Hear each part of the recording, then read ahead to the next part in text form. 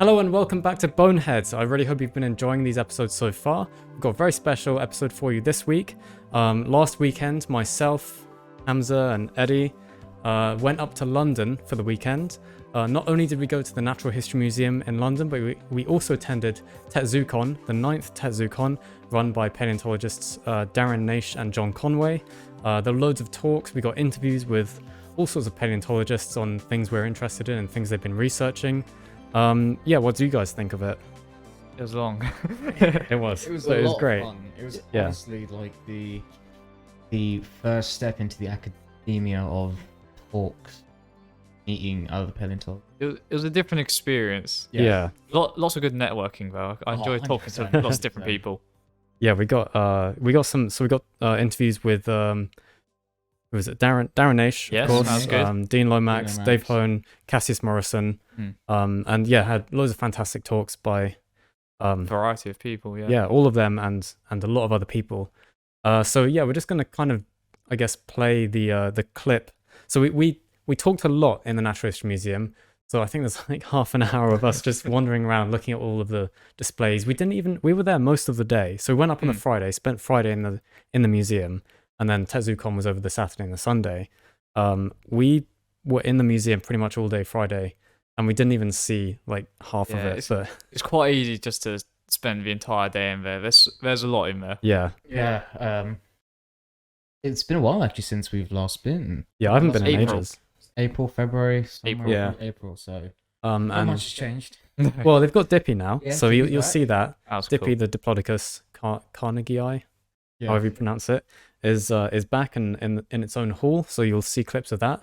So I think it's just best if we play that. Sadly, she's only there until January the 2nd. Yeah, some cool so- news about Patagotitan coming to replace Dippy and where she currently is. So we're if definitely you're- going I was gonna back. say, Yeah. If you're in London, go see Dippy before she leaves, before she goes back on tour. But we will be going back to see the new Patagotitan display, definitely. 100%. That's in March. Yeah. Yeah. Well, 31st of March, so it's 31st, basically April. So, okay. But yeah, April then when we finish our yeah, exactly. So we can go then. stations. So. But we'll play that clip now and then talk about it after. Yes. Chest size, shit, water.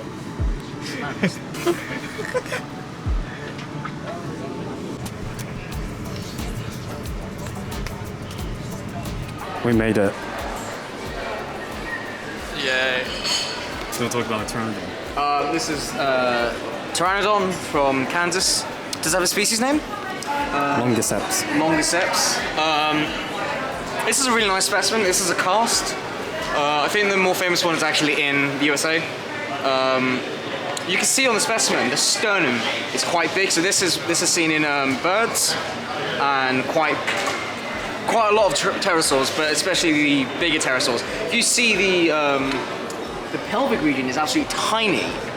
A lot of these features mean something, but I have no clue what they mean until I read into it a bit more, but it's a lovely specimen now either way. Oh, you have a pteroid bone as well. That's quite interesting. Yeah, you can see a nice the bone like twisting back towards the body from where the you can see it. That is the pteroid bone.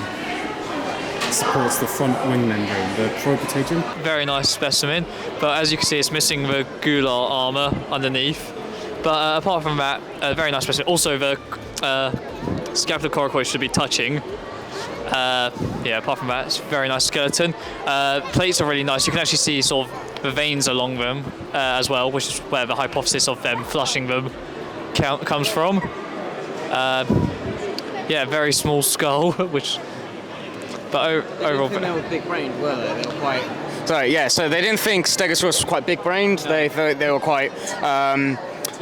One thing that was really interesting, Nathaniel Marsh, when he discovered, it was Marsh, right? It was a Copa Marsh.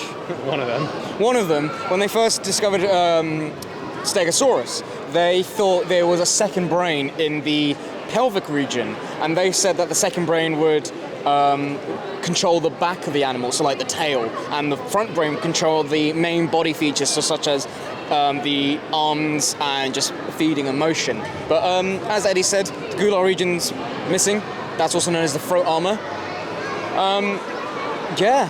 Oh yeah, so I mean, I'm sure many of you already know this, but the tail spikes on the back are called thagomisers after a comic that was released a long time ago and brought into Far Side. Gary Larson. The Far Side comic. Brought into pop culture. Actually, it's got really robust, what are they called? Lower arms and legs, obviously to hold up that weight. Yeah, you can see how, I mean, look at the size of that tibia. That is insane. Yeah, it's got a huge pelvis as well. And then, you can see the plates as well. So they're not all uniform, they're different sizes and shapes. That would have probably changed through intraspecific variation as well. And they had many different uses. Do you want to say something? Yeah, sure. So, one thing that's really interesting and how we know what we know about stegosaurs is stegosaurs are under the group called Thyrodothoran. And one thing that is amazing, if we come look over here, the thoracic vertebra of stegosaurs and chylosaurs and any other animals a part of that Thyrodothoran group, they have a really big centrum. So that is the bigger base. That's where all the vertebra columns connect. But then they've got a massive neural arch canal going up and then the ribs coming down. So when we see normal dinosaurs, we see them having really small arches and the ribs protruding off this. But this animal here actually has high arches and the ribs protruding off. More like a bridge. It has two valleys to connect to. But Sophie, the stegosaur, is a brilliant specimen. But I don't think it's a fully grown one, is it? No, it's a young one. So stegosaurs can get incredibly big. Not as big as the ones in Jurassic Park, but they are big animals. And they're a very diverse group as well. I mean, hopefully we should see a couple more specimens later of different genera. This was this is like the most famous. This was an animal that was like the time of Allosaurus, was it not? Yeah. So this is Allosaurus' food source, you could say. It's from the Morrison Formation, which is very famous for, like, Camarasaurus, Allosaurus, that sort of stuff, which is where I believe currently they're doing some work at the moment. Yes, they are. Natural History Museum. Spend the next 20 odd years there. So we're at the whale. Oh, hello. Yeah. We're at the whale, Hope. We just realised you can actually see something we were talking about in the first episode. But yeah, that's the pelvis, or what remains of it. Highly reduced. So obviously that sort of betrays their tetrapod ancestry, because I mean they would have had a pelvis. And unlike ichthyosaurs, they actually reduced the hind limbs. Ichthyosaurs still retain them in a lot of lineages. Some lineages they get smaller, but most marine reptiles still have them, don't they? Yeah, that's a weird thing. Cetaceans are kind of a strange exception. But so let me just zoom out again. They've still got pretty high neural arches, at least because obviously ichthyosaurs don't have them. Well, they're not fused to the centrum in ichthyosaurs. They still have neural arches, but they're unfused. But so this is Hope, the blue whale. See the huge mandibles, like one of the biggest bones of the animal kingdom. It's very cool. And the pelvis does actually still get used to anchor some muscles. Yeah. So. Probably for genitalia. Yeah. So this is Mantellisaurus apopheldensis, discovered in the Isle of Wight. It's a part of the, it's part of the Wessex Formation or the Vectis, most likely the Wessex. This is a beautiful specimen. It's one of the gracile forms of an iguanodontian. So iguanodontians are like the herbivorous cows of the Cretaceous, the early Cretaceous. And so you've got Iguanodon bernasartensis, which is the robust form. You've got the arms almost actually touching the floor with Iguanodon. But this little one is called Mantellisaurus. The Mantellisaurus is the gracile form. So sleek body, it's smaller head. Iguanodon will have a bigger thumb spike, and it would have adapter claws for digging. But what you can see right there on one of the digits on the finger, it's like a hoof, like a shovel, and they would use that to actually dig for vegetation. But one thing that's really interesting is that the discovery of this animal, all of its neural spines have been broken off. We don't actually have a specimen of Mantellisaurus with neural spines. Iguanodon has some neural spines, we'll see that later, but nonetheless, it's such a beautiful specimen. One thing I find really interesting, and I want to look into this a bit more, because studying crocodiliforms, and I don't know how I'm relating crocodiles to dinosaurs or like dinosaurs like Mantellisaurus, but the femur to tibia ratio. So I've heard that running crocodiliforms adapted for terrestrial locomotion from having a longer tibia than femur ratio. And what I want to determine is that if this can be true. Animals such as Mantellisaurus would be good at running, as to evade predators, but I want to see if this femur is actually longer or shorter than that tibia. If so, this animal would be amazing for running. And you can tell from the sprawled feet as well. Good surface area. This animal's honestly adapted to be predated and to run. You can see above the pelvis, there are some ossified tendons. This will strengthen the tail. The tail isn't fully complete down here. Some of the caudals are missing. But yeah, this is Mantellisaurus afafeldensis. The genus mammoth, otherwise known as the American mastodon, related to mammoths. So as you can tell, compared to European mammoths, so a lot stockier, a lot lower down, but would have still been very muscular. This specimen actually was first toured as the Missouri monster, as an aquatic animal, and it had the trunks the other way around and extra stuff all in it. But until they realised, oh, hang on, this is a elephant relative, and it definitely wasn't aquatic monster. And obviously then mammoths were also thought to be like giant moles because they were found underground in the permafrost. But yeah, very cool specimen. Got huge tusks, and I mean every bone in it is so robust, holding up such weight.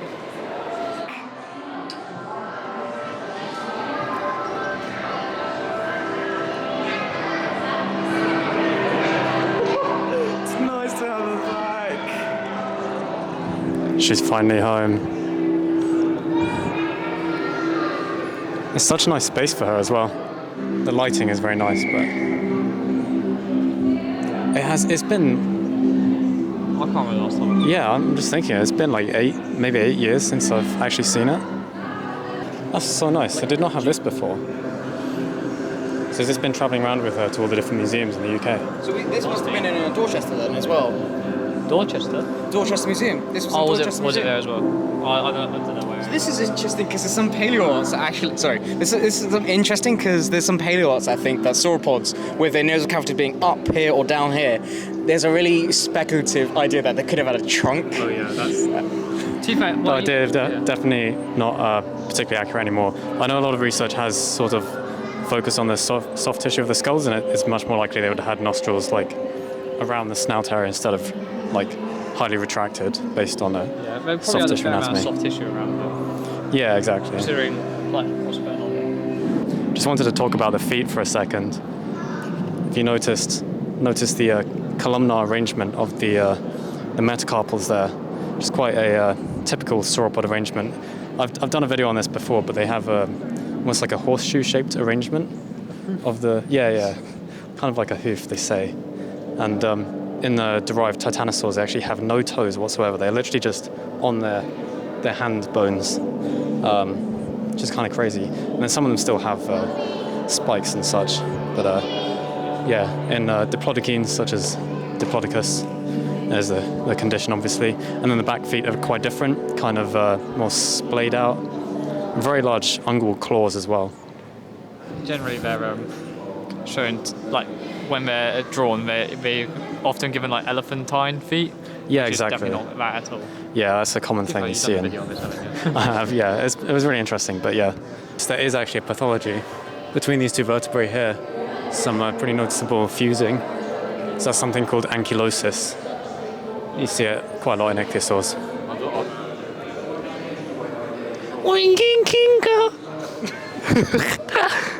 I was talking about the tail now. So as we can tell with the most posterior part of the tail, it's highly ossified. And I mean, look how thin those vertebrae are.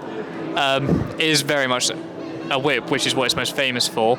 And the tail can withstand such stresses that it can produce supersonic speeds up to Mach 2. Whether they could actually be used to impact another animal, like a predator, like Allosaurus, as some people think. I don't know, but it'd be very intimidating to see something like that whipping around and making such noise. So it's definitely a very good defense, because obviously, you know, a lot of people just think of sauropods having their size as the main defense, but there are some variations amongst them, such as in the diplodocoids. Okay, so the main reason it's called Diplodocus is because, as you can see on the top of a vertebrae, it's got these essentially two like processes that point upwards, giving it its name, double beam.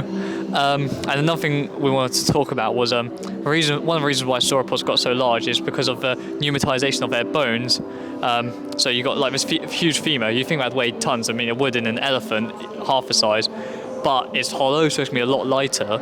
But also, if we move sort of more towards the anterior section, towards the cranial, you got this huge rib cavity, and then all these holes in the neck, which would have been filled with air sacs, which would have made the animal a lot lighter, helping them achieve such sizes. And then, of course, they'd blow air out of the necks, just like prehistoric. Oh yeah, prehistoric planet. I mean, just. Yeah.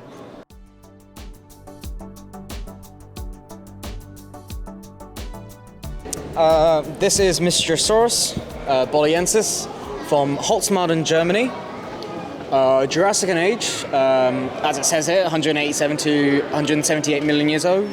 Lower Jurassic. So this is a marine croc. After the Triassic extinction, the crocodiles decided to, they didn't decide. Environmental changes and competition would have pushed them back into the water, and they fell into the niche of swimming. So you've got these amazing armor plates. This would have been protection from other predators such as pliosaurs or big ichthyosaurs. You've got this incredibly slender snout. Now, you don't see this in a lot of crocs, the slender snout. You only see them, you sometimes see them in a group of crocs called the gharials and Gavialidae. And so a snapping like motion, so they would normally predate on like squids and fish like belemnites, and a really famous fish from the Jurassic is Dipidium. And what is amazing is that if you look at the teeth are incredibly conical, and they're similar to plesiosaur teeth. Now we know plesiosaurs would eat fishes and ammonites. They would have a little bite off them, but we can correlate this with plesiosaurs and be like, yes, this was a marine croc, also found in marine strata. And the hands are perfect for propulsion. So you have a really powerful, long femur for pushing through the water, rather than having a long tibia for running. The tail, this one doesn't have it because the tail's broken. The tail is incredibly elongated, incredibly long. This would have helped in propulsion for the water as well. So, yeah, this is a teleosaur. I may be wrong, it might not be a teleosaur, but I'm going to have a guess say it's a teleosaur. Yeah. We got Megatherium americanum here, famously carnivorous, obviously. A very large ground-dwelling sloth. Not actually carnivorous, there's just this study. When was it? Earlier this year, I think? Some researchers looked at ground sloths and said they had an omnivorous diet, and I got cancelled for reporting on that, apparently. Yeah, really amazing creature. Probably didn't actually have hair, at least according to some research that's pointed out the environment they lived in would have been quite warm anyway, and they're kind of massive, so they'd have had problems kind of shedding heat, so possibly didn't have a massive shaggy coat as you often see in reconstructions such as this one. That femur is insane. I don't even know what's going on there. I don't know much about Megatherium. Yeah, I think they're just crazy adapted for it's so thick. like weight bearing, and the hip as well. It's incredibly wide. And then you could tell that the jaw, I mean, is definitely evolved for chewing like tough vegetation because of how thick it is. Like there were studies on the evolution of jaws in herbivorous dinosaurs and how they got thicker. But I mean, you can see it clearly with mammals as well. Like a lot of mammals have thick jaws as well, like that. But that one's crazy. And it's got huge molars as well. Okay, so all the way up there, you can actually see a genus and species is the holotype, the first named specimen of a kind of Kimmeridge clay ichthyosaur called Nanopterygius enthekiodon. and it's famously been incredibly difficult to study, mainly because of where it's actually positioned, all the way at the top of the marine reptiles hall. And so, yeah, it's from the Kimmeridge Clay Formation, which is the formation I'm studying, so I've been writing a little bit about this ichthyosaur. Actually went quite, because of where it is, it's physically difficult to get through, and they can't actually take it out of the display, out of the glass, very easily.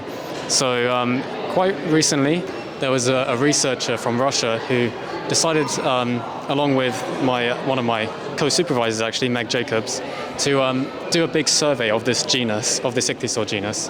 And they were like, okay, we need to actually study this specimen. So what they did was they got a fishing rod and put a camera on the end of it and actually took some photos of it, which is kind of a creative solution to the problem of where it's positioned. And now it's actually known from quite a few specimens. So, yeah, the name Nanopterygius obviously means like small wing, because it's one of its flippers was thought to be, its front flippers were thought to be like exceptionally small for an ichthyosaur. Turns out that's not the case. They're kind of regular sized, but that's sort of changed recently because of this new study surveying all these specimens and accessing this specimen. All right, so here we've got a really nice specimen from Somerset. It says Ichthyosaurus communis, and you can see one of the embryos preserved there. Ichthyosaurs are quite well known for preserving embryos such as this, an example of live birth. And there's famously some really nice specimens, casts of which are down there, of ichthyosaurs from Holzmaden in Germany, preserving the embryos apparently halfway out of the mother, like seeming as if they died in the process of giving birth. But more recent research has suggested it's actually more likely that the embryos were pushed out after gases decayed. Gases resulting from the decay of the mother sort of pushed them out after they died. So, a little bit of a grisly end to them. Your favorite ichthyosaur specimen? Yeah. It's a nice one. It's from Somerset. The 3D preservation is amazing. I just like it. There's an interesting specimen here. It's called Brachypterygius, and it's another Kimmeridge Clay Formation ichthyosaur, so it's one I've been writing about recently. And it's just very noticeable for this really broad pectoral fin. From Dorset, this specimen, and this is basically all we have of it. Brachypterygius is a kind of a weird genus. There's not much known. Thought that there was more known of it, but that's about all that remains. So you can't have a trip to the Naturalist Museum without seeing Mary and Joseph Anning's original Ichthyosaurus discovery. Not Ichthyosaurus, Ichthyosaur discovery. It's Temnodontosaurus now, the genus, and it's the type specimen of that. The largest is it the largest ichthyosaur in the Jurassic? It's one of the largest ones. Other than the ones. Rutland Sea Dragon. Yeah, so the Rutland Sea Dragon is a huge example of Temnodontosaurus. This is one of the largest genera you find of ichthyosaur in the UK. You can even tell by the teeth. Just look at the size of these teeth. Yeah, it's they're massive. Crazy. The Temnodontosaurus genus is actually quite variable. We'll look at another specimen, another species later. But it's such a beautiful specimen. Skull is huge.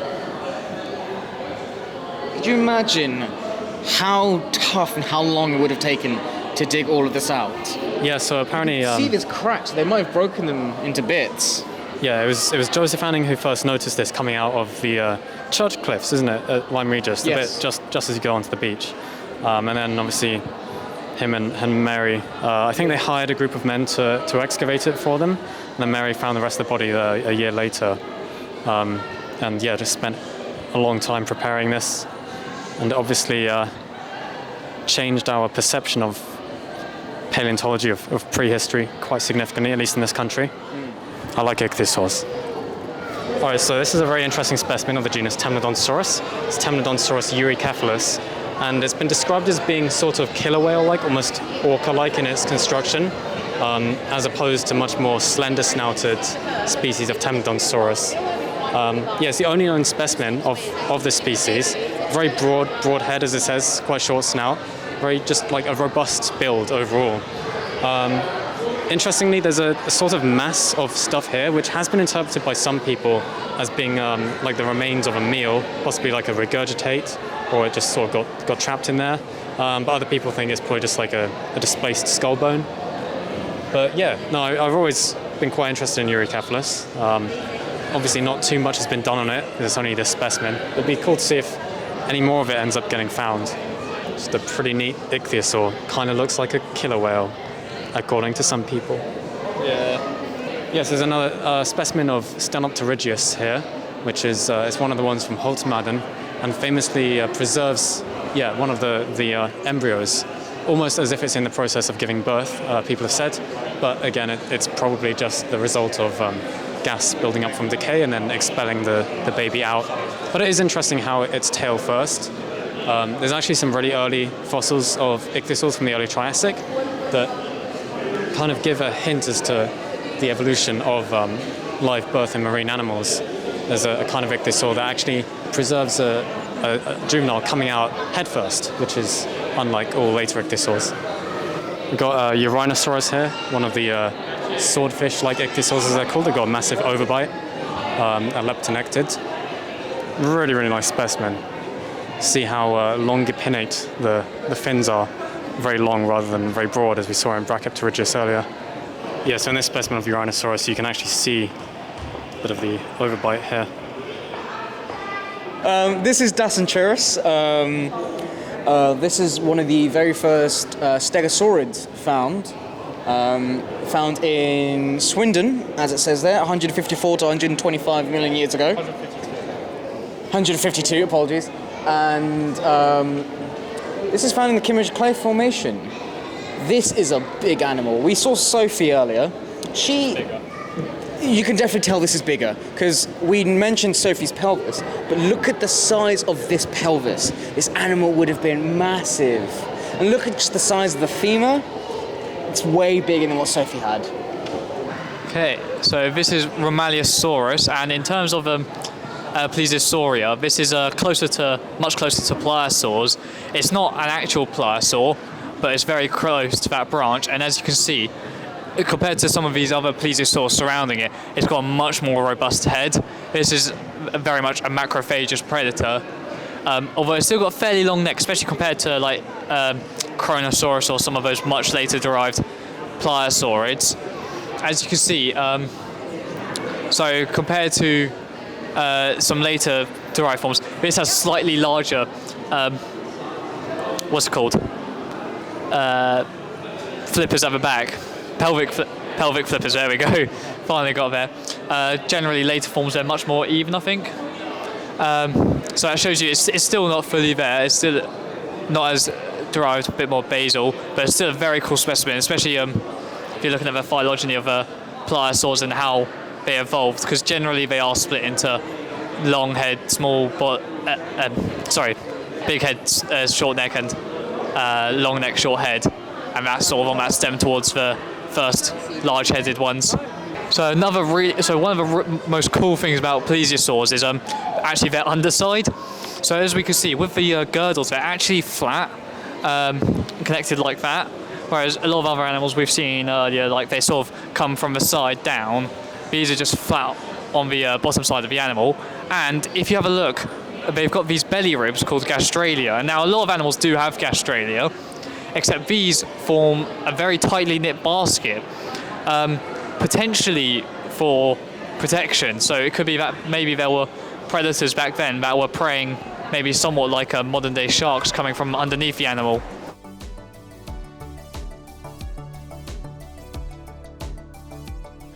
So we're back.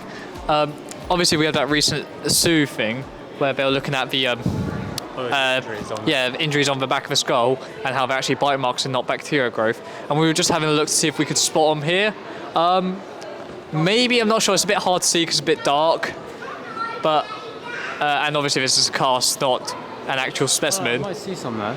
But possibly. There's a couple of holes, I'm not sure though. Yeah, those are bite marks, they're not on the other side. Okay, well we got them then. Nice. That's cool. Oh, and let's have a look at this Triceratops skull, because obviously we were talking about anagenesis in Triceratops. And so this is probably, I want to say, Horridus. Straight horns, so... This looks like Horridus to me. Yeah. Wait, because there must be because generally Pterosaurs has a larger brow horn. Sorry, nasal horn, not brow. Okay, here it is. The Tyrannosaurus Rex.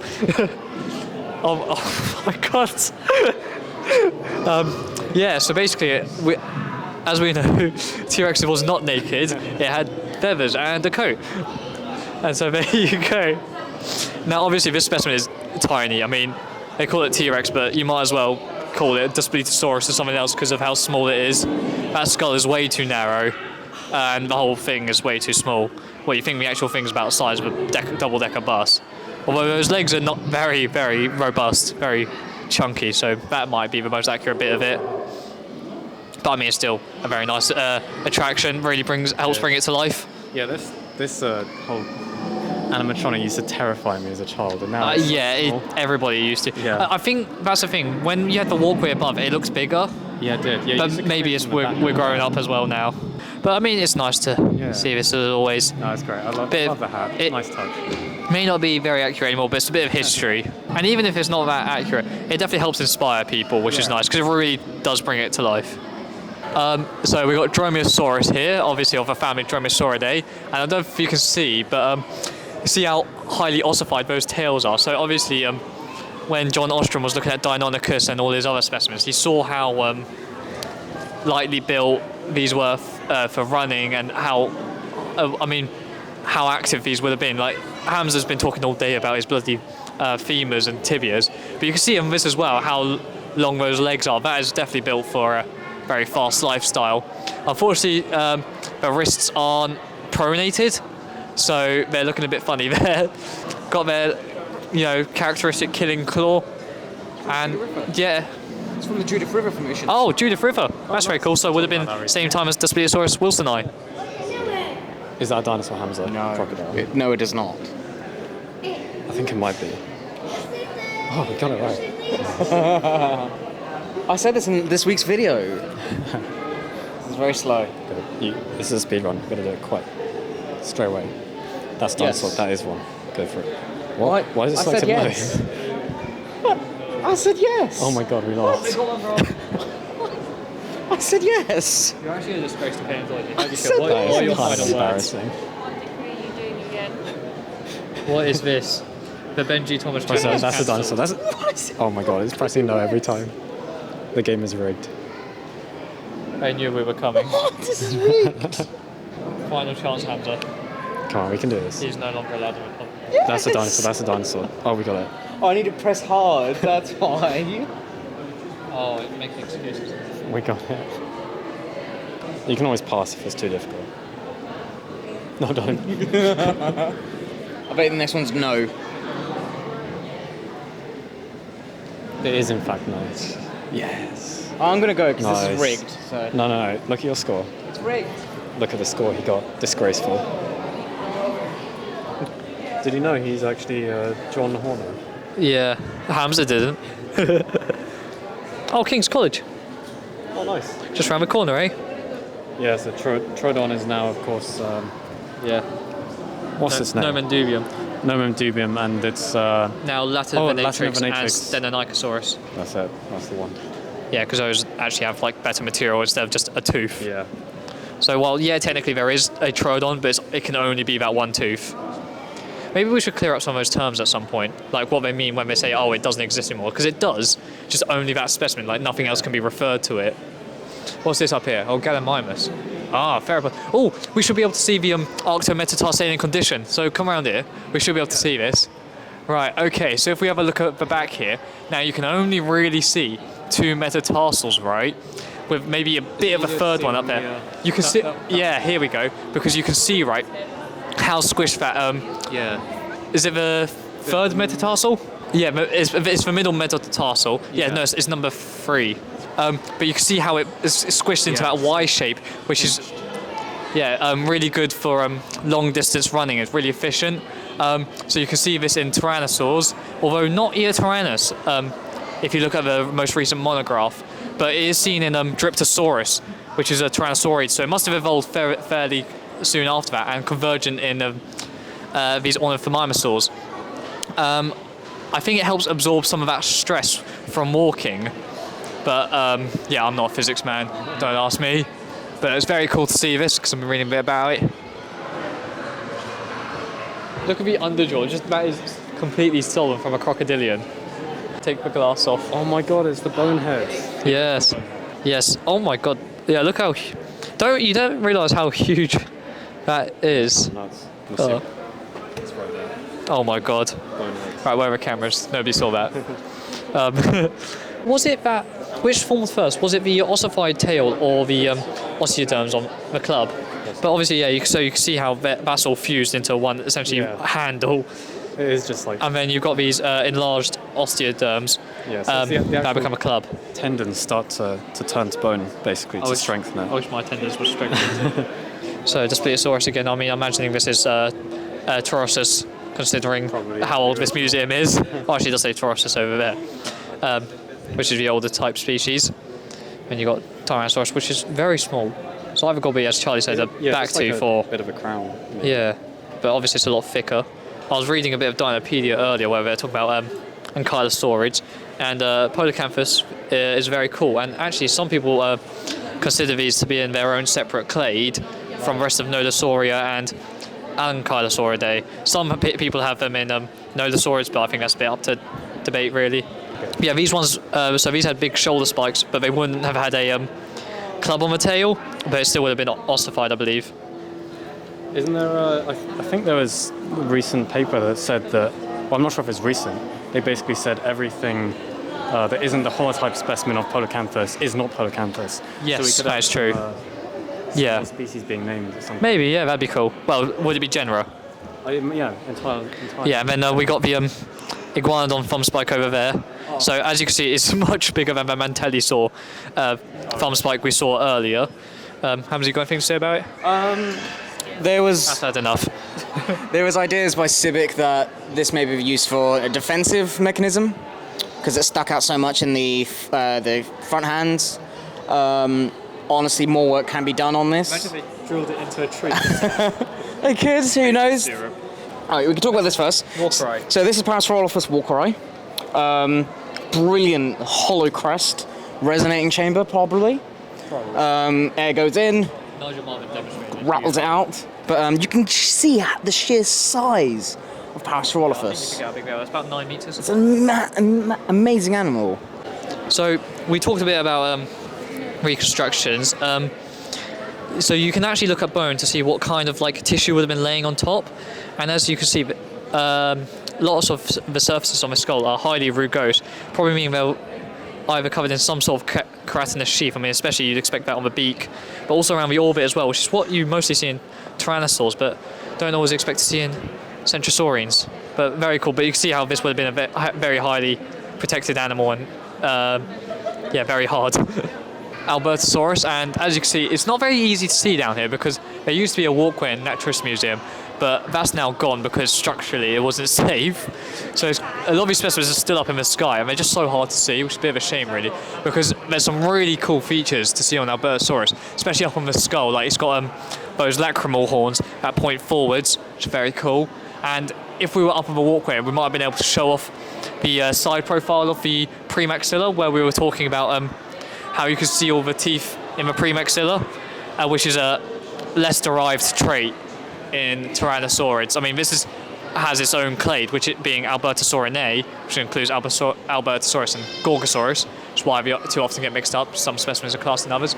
But this is quite a gracile Tyrannosaur compared to those later forms.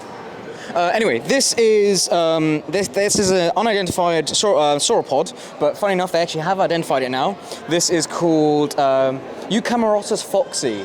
Now, this is amazing. Eucamerotus foxy, you see these weird divots in the centrum, the main space. So I'm pointing at them here and here. They are the air sac facets. So this was what made the animal light enough for the heavy bones in its body to walk around. So this is an amazing specimen collected from the Isle of Wight in Brystone Bay, most likely from the plant debris beds because of the black preservation phosphate. One other thing, they actually think this is one of the first brachiosaurids from the Isle of Wight. There's a lot that have now been synonymized and indeterminate because of just the research behind them. But still, it's such a beautiful specimen. Brachiosaurids have these massive neurals. Okay. And these centrums are they're quite compacted, they're quite flat, so they can sit in next to each other. There's probably more features, but I'm just stating out the obvious. We don't actually have a Dipodicid. They didn't actually survive into the into the Cretaceous. Okay. We do have a Camarasaur? no, Camarasaur. We have a sauropod that's quite similar to Nigeriosaurus. Okay. But Is it a Rabacasaur? Rabacasaur, that's the term. We have a dinosaur that is a Rabacasaur in the Isle of Wight, but it's only a process, so it's from the top of this massive bit of bone and up. The bottom is gone, but yeah. So over here we've got Allosaurus, and this is a very old reconstruction because you can't. I don't know how well you can see on my camera, but there are almost like no lacrimal horns. I don't know if you can see, but like there's almost none of that ornamentation you generally see on newer mounts, like that. Sarah, was it you saw? Big Sarah that we saw in Southampton, yeah. Yeah, the one Ben saw in Yeah, really nice. Southampton. Ornamentation on that one. But yeah, I mean, either way, Allosaurus very cool. You can see how much bigger those arms are compared to Cretaceous theropods, including some of its relatives. I'm sure many of you know about the skull mechanics, where it's actually got quite a weak bite force, where relatively, I mean, not literally, relatively, it's weaker than the lions, but it's got high resistance to vertical stresses, and it's got actually really thick cervical vertebrae, the neck verts. So they still hypothesize that it's a hatchet mode of feeding, where it's like just slam his head down and causing animals to lose blood that way. And yeah, I mean, one of the most widespread theropods ever, very highly successful. And I mean, even though it's Jurassic, very derived still. Right, so we got a really nice part of the chest and right arm of an Edmontosaurus here, preserving some skin impressions. Edmontosaurus, you actually get quite a lot of soft tissue preservation, strangely enough, a lot of so-called mummified dinosaurs. And there's a recent study, actually, I covered it in 7 Days of Science, talking about how that's not actually that much of an unusual event. It was thought you needed like specific exceptional circumstances for this type of preservation, but it turns out you can sometimes have slightly less than ideal preservational conditions and it'll still happen, because they found a specimen of Hadrosaur that had scavenger marks on it, so it had clearly been exposed for a while and then became desiccated and then kind of preserved its skin and everything. So yeah, it's actually not, it's rare occurrence, but not as rare as you might think, which is really interesting. Okay, so we've got Massospondylus here, a really nice sauropodomorph from South Africa, which I've been very lucky enough to see the neotype specimen of in the Origin Centre in Johannesburg. This one, it says it was cast from a specimen in the Iziko Museum in Cape Town. But yeah, I know one of the original specimens, I don't think it's this one, was actually destroyed at some point, and so they named the neotype, which is the one in the Origin Centre. But yeah, Massospondylus, a lot of fossils known from the Upper Adiatic Formation in South Africa, which we visited, and there's the famous nesting site, which is like based on a road cutting in Golden Gate National Park. We went and saw that. Really amazing dinosaur. Quite a lot known about its reproductive biology, which is always good to know for dinosaurs. So, myself and Ben here are standing next to the most amazing early Cretaceous herbivore. This is Iguanodon bernissartensis, discovered in Bernissart in Belgium. This was one of the specimens, well, this is actually a replica of another replica in Oxford Natural History Museum. And what's amazing about this was discovered with 12 other iguanodons. And also at the same time, they discovered a little crocodiliform known as Bernissartia fagici. And what is amazing, as we mentioned earlier from Mantellisaurus, was the hands. The thumb spike is incredibly large on this specimen. Mantellisaurus has it reduced. The 3 fingers are hoof-shaped. They are like shovels. They would be used for digging. But in Mantellisaurus, there's only one spade finger.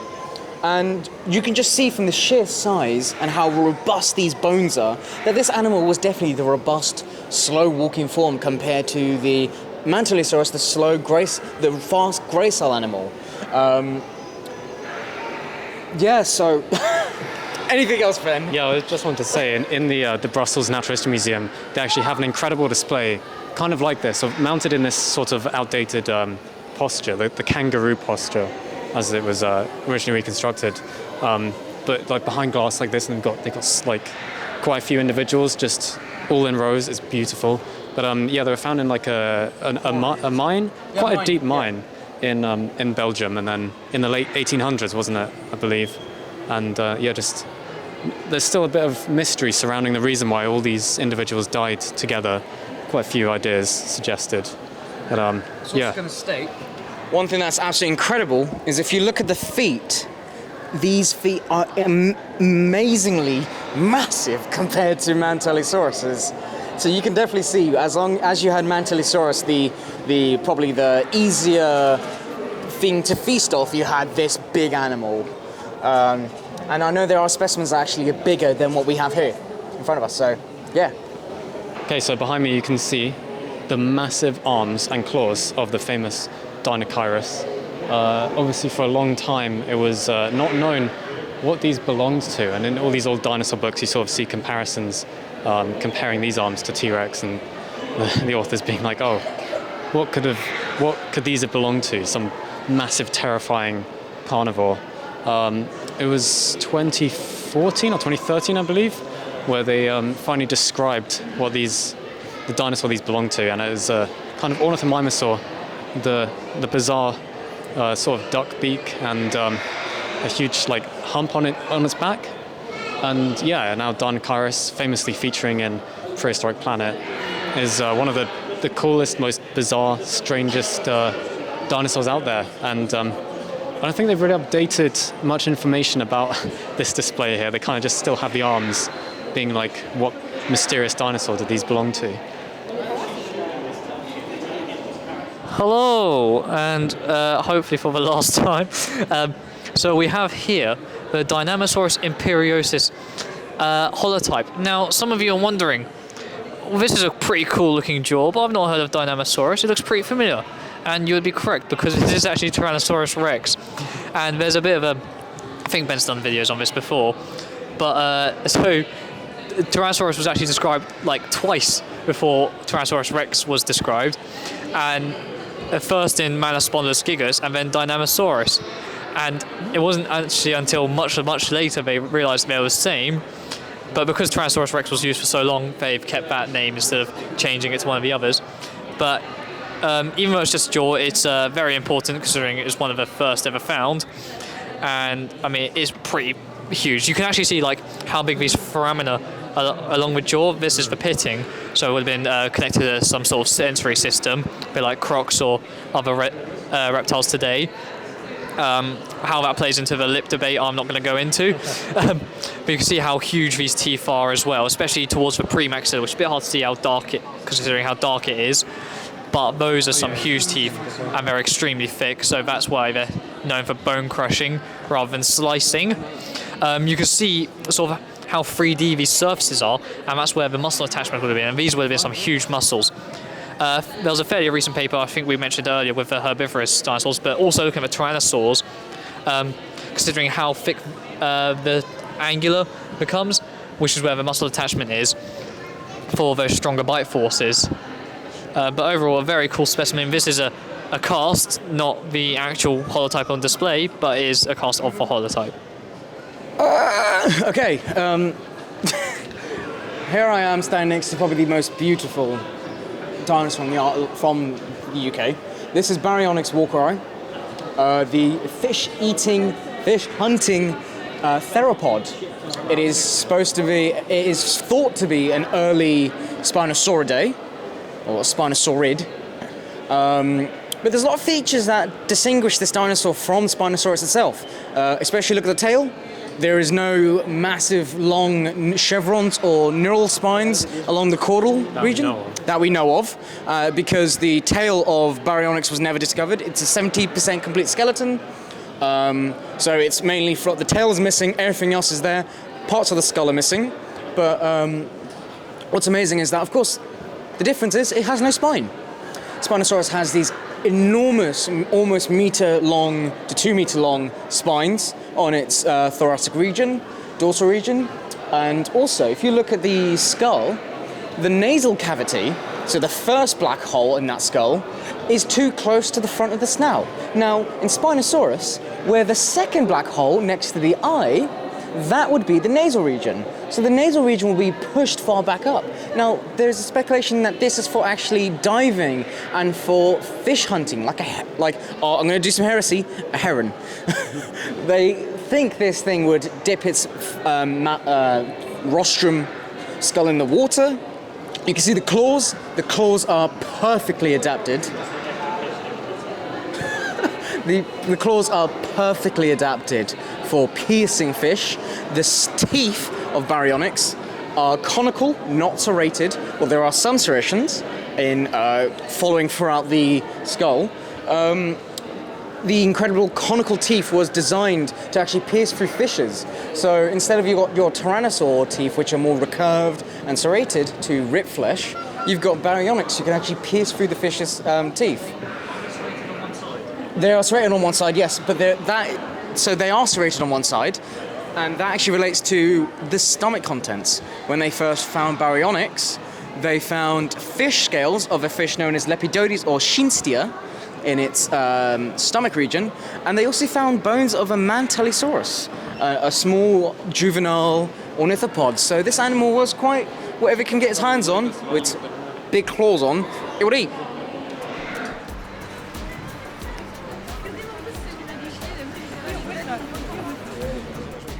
How do you feel?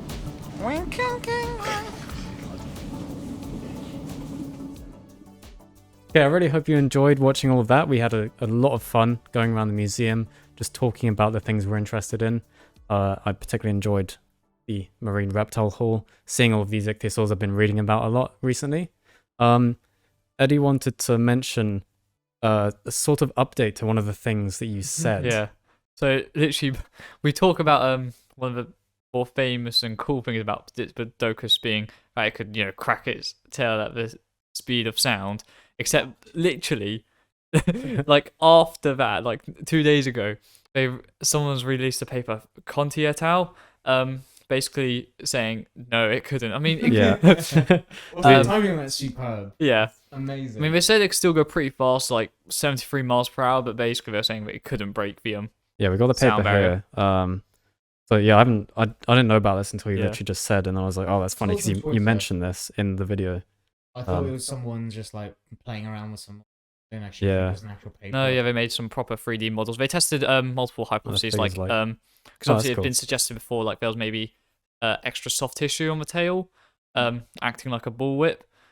That's cool. And they tested multiple models, obviously one without, one where it was like strands of keratin and. Like in that model there, where it says at the very end. Oh, do they use an actual whip? Oh, they to actually. compare Well, it? that's what they're comparing it to essentially. Yeah. Yeah. So they tested like multiple models, and none of them could actually reach the sound barrier without breaking. So there you go. Yeah. But I think it's still a weapon. So like Yeah, 73 probably, if miles it per can hour go- isn't That's anything pretty to sniff fast. at.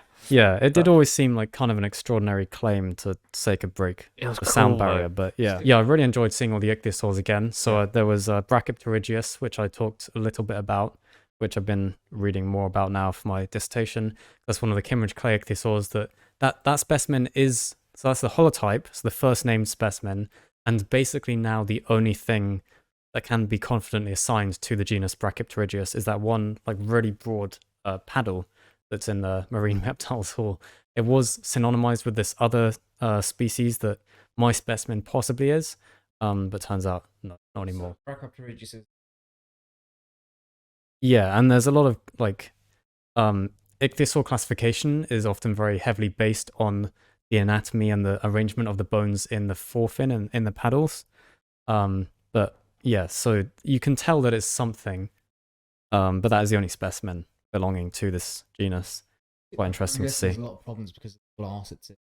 Yeah, It's it's the most just reflective glass in any museum I've ever seen. it's very annoying to take photos of. Yeah, yeah, that was really cool seeing all of the few Kimmeridge clay ichthyosaur species there. They had Nanopterygius as well, the famously difficult to access one that's really high off the ground. It's in such a narrow area as well. It's like Yeah, no, it's really annoying. Lomax using this massive forklift. I think he's high crane looked like, at it ladder thing with some point. a camera, and he's just taking photographs and scanning it. Yeah, I'm not sure if it's that one or one of the other ones on display, but yeah, the Zverkov, I don't know if that's how you pronounce his name, but this Russian paleontologist and Meg Jacobs studied it a few years ago using a fishing rod, which is great. I love telling that story. yeah, you enjoyed seeing the crocs and everything. Yes. There wasn't that many croc specimens. There was only 2 complete marine crocs known as Pterosaurs, or Teleosauridae.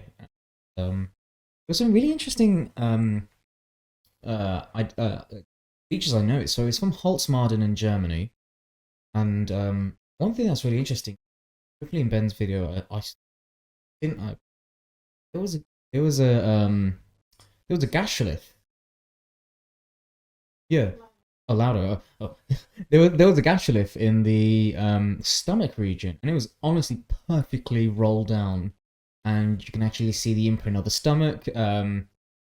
One thing that I did notice was the skull was really interesting. There's a lot of work that can be done on these marine crocs. Not a lot is known about their origins. We speculate they came from China or India, but now recently there has been a new marine croc discovered in Morocco. It's discovered in the Atlas Mountains. Funny enough, this is probably the coolest fossil to be displayed because they didn't take it out. It was actually discovered on the ceiling of a cave. So the erosion in the cave had revealed the fossil, and all they did was just look up and they see a beautiful crocodile jaw with its teeth still sticking in the rock, Nice. hanging from the ceiling. But anyway, going back to the crocs, there are a lot of interesting features on these crocs. You've got this amazing elongated tail, their propulsion, or just helping them through the water. You've got one thing that was quite interesting was that there are these marine crocs. They have osteoderm. And at the end of the day, you have osteoderms to protect yourself. At the same time, there's a group of marine crocs known as the metrorhynchids. They don't have osteoderm. They thought they were more of the like better, more fully adapted. Yeah, they were to aquatic life. more fully adapted to Yeah. the water than the teleosaur. But then you also have a really big marine known as Machimasaurus rex. That has been known to have very big osteoderms, not as big as some of the not as big as some of the African rocks such as Sarcosuchus, but almost getting to those heights. But yeah. Yeah, no, they've always got a good display of marine stuff there. And then the dinosaur hall is definitely needs some updating, but it's still fun to just go through it and look at everything. We spent ages in there just kind of talking into the mic. Very dark in there. Yeah, it's a weird place. I can't wait for that. So I know they want to update that hall. Yeah. I can't wait for them to do it because but the problem is that hall is very small. They would need to like expand the whole building. I think they might be moving it. It might be. Oh, was there not plans to move it upstairs? Yeah, I think they might be. So Okay. I don't know how that's going to be accomplished, but I'm very excited. No. Listen, if they can fit that Patago Titan in, I then they can do anything. Patago Titan. It's big enough. don't know. I think that's definitely small in the dinosaur gallery, but yeah, they need to because everything was originally like they had a walkway through it, so everything is raised, as you were saying in the video. Everything's raised up, like hanging from the ceiling, so you can't actually see a lot of the things now. You're just kind of staring up a lot of the time. The way it's laid out, it sort of forces you to move on quickly, and you don't really get a good chance to sort of take in specimens and actually have a look at it. Stare in the eyes of a dinosaur because they're all hanging from the ceiling. You can look at their feet. Yeah, you can look at their feet. You can look at their bellies, but nothing else. Yeah, you can't really stare at the eyes of an Allosaurus or a Gallimimus. Yeah, no, but it's such a good museum, and I mean, we barely even covered like. Still have most mammals of the museum. to do. We completely missed out the mammal hall. Yeah, the human evolution. I think the mammal hall is shut. I don't know if it is now. I think it was open. There was a bit they were redoing. Yeah, but it was like the mammal hall. I think it was the walkway into the mammal hall. I think that's still open. Well, we didn't even go and look. We didn't but even do the birds, and they're yeah, absolutely beautiful. the bird corridor. Bill. Yeah. Yeah. So we'll definitely be going back at some point to see Patago Titan, and we'll probably record those other bits we missed. Yeah. Did we do the ground sloth? Yes, we did. Yeah, that's in the marine reptiles hall for some reason, just at the end. As is Dacentrurus. Yes, we also, not marine reptile. We also did Mantellisaurus. Oh yeah, of course, in the main hall. I think we could have done like they have a beautiful display of the giraffe. I think we could have done that as well. Yeah, it's such a huge museum. Like you can spend hours. I generally find if you want to cover it all, it sort of takes about 5-6 hours. Yeah. If you want to do it properly. Yeah, and then we got to go behind the scenes in the Angela Marmont Center as well, which was really cool. Yeah. That was really fun. We got to see some books that may have been On the Yeah. they may be replicas of Well, I think they looked like geological books. Charles Lyell. Yeah, Charles Yeah. Lyell's not like that. Apologies. So it looked like an original editions of like the 3 volumes of Charles Lyell's Principles of Geology, which may have been on the Beagle. yeah, Yeah, possibly really were the cool. ones that Charles Darwin took with him on the Beagle and studied and kind of inspired his ideas of natural selection. So I've been reading kind the of crazy. Beagle lately, and Yeah. so that's really cool. That's We've really obviously awesome. They were some there. mammoth fossils. Mm. I don't think we recorded behind the scenes. No, I got some photos. We've got photos of the books. I can put those in. We got to see like how the identificators at the NHM Mm. actually cope with the public and how they actually like Cope with the No, public. cope with all the fact that silly how they- questions. Yeah. how they public come in and actually look at some of their specimens and how they just communicate science. Yeah, And it's that was really cool. amazingly done. Yeah, so it was a brilliant trip, and obviously if you're in London, definitely visit that museum if you ever get the chance. Shall we start with the TetZooCon Yes. interviews? D1. Yeah. Yeah. So the first interview we did was with Dave Hone. Yes. So yeah, I think just play that.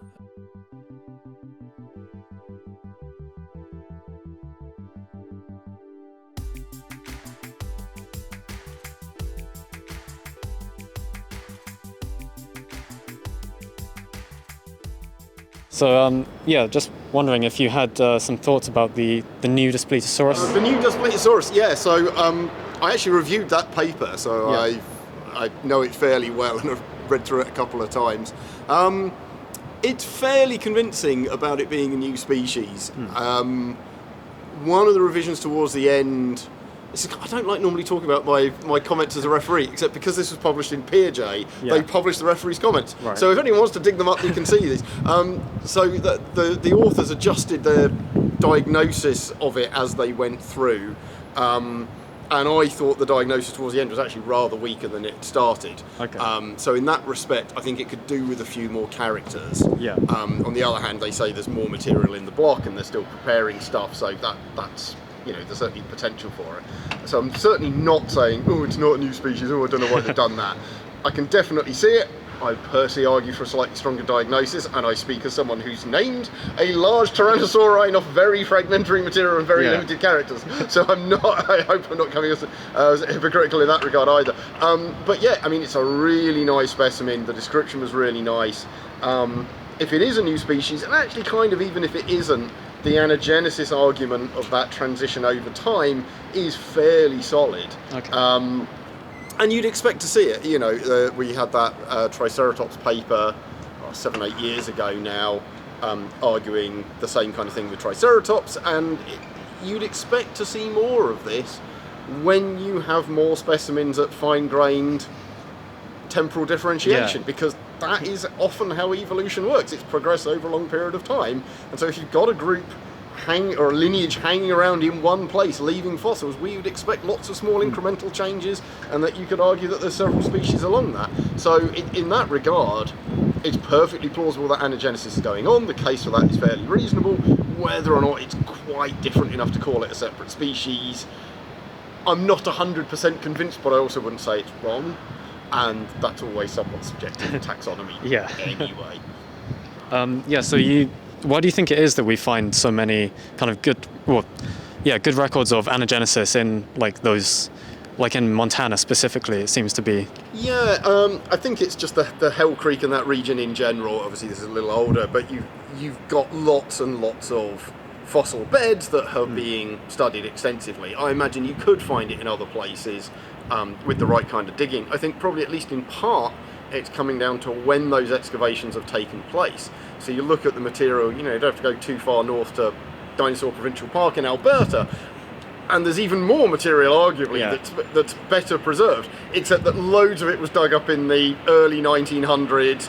The exact stratigraphy, the exact location, we haven't got it, or it's rather questionable. I haven't looked at anagenesis, but I've looked at Pterodactylus and Rhamphorhynchus, these very, very common pterosaurs in Bavaria, literally hundreds of specimens, and again, most of those historical specimens we don't exactly know how old they are. If we could put them in an accurate column and Yeah. say these 10 are oldest and these 10 are newer and these 10 are newer and these 10 are newer and these, we could probably do something really quite good. But we can't.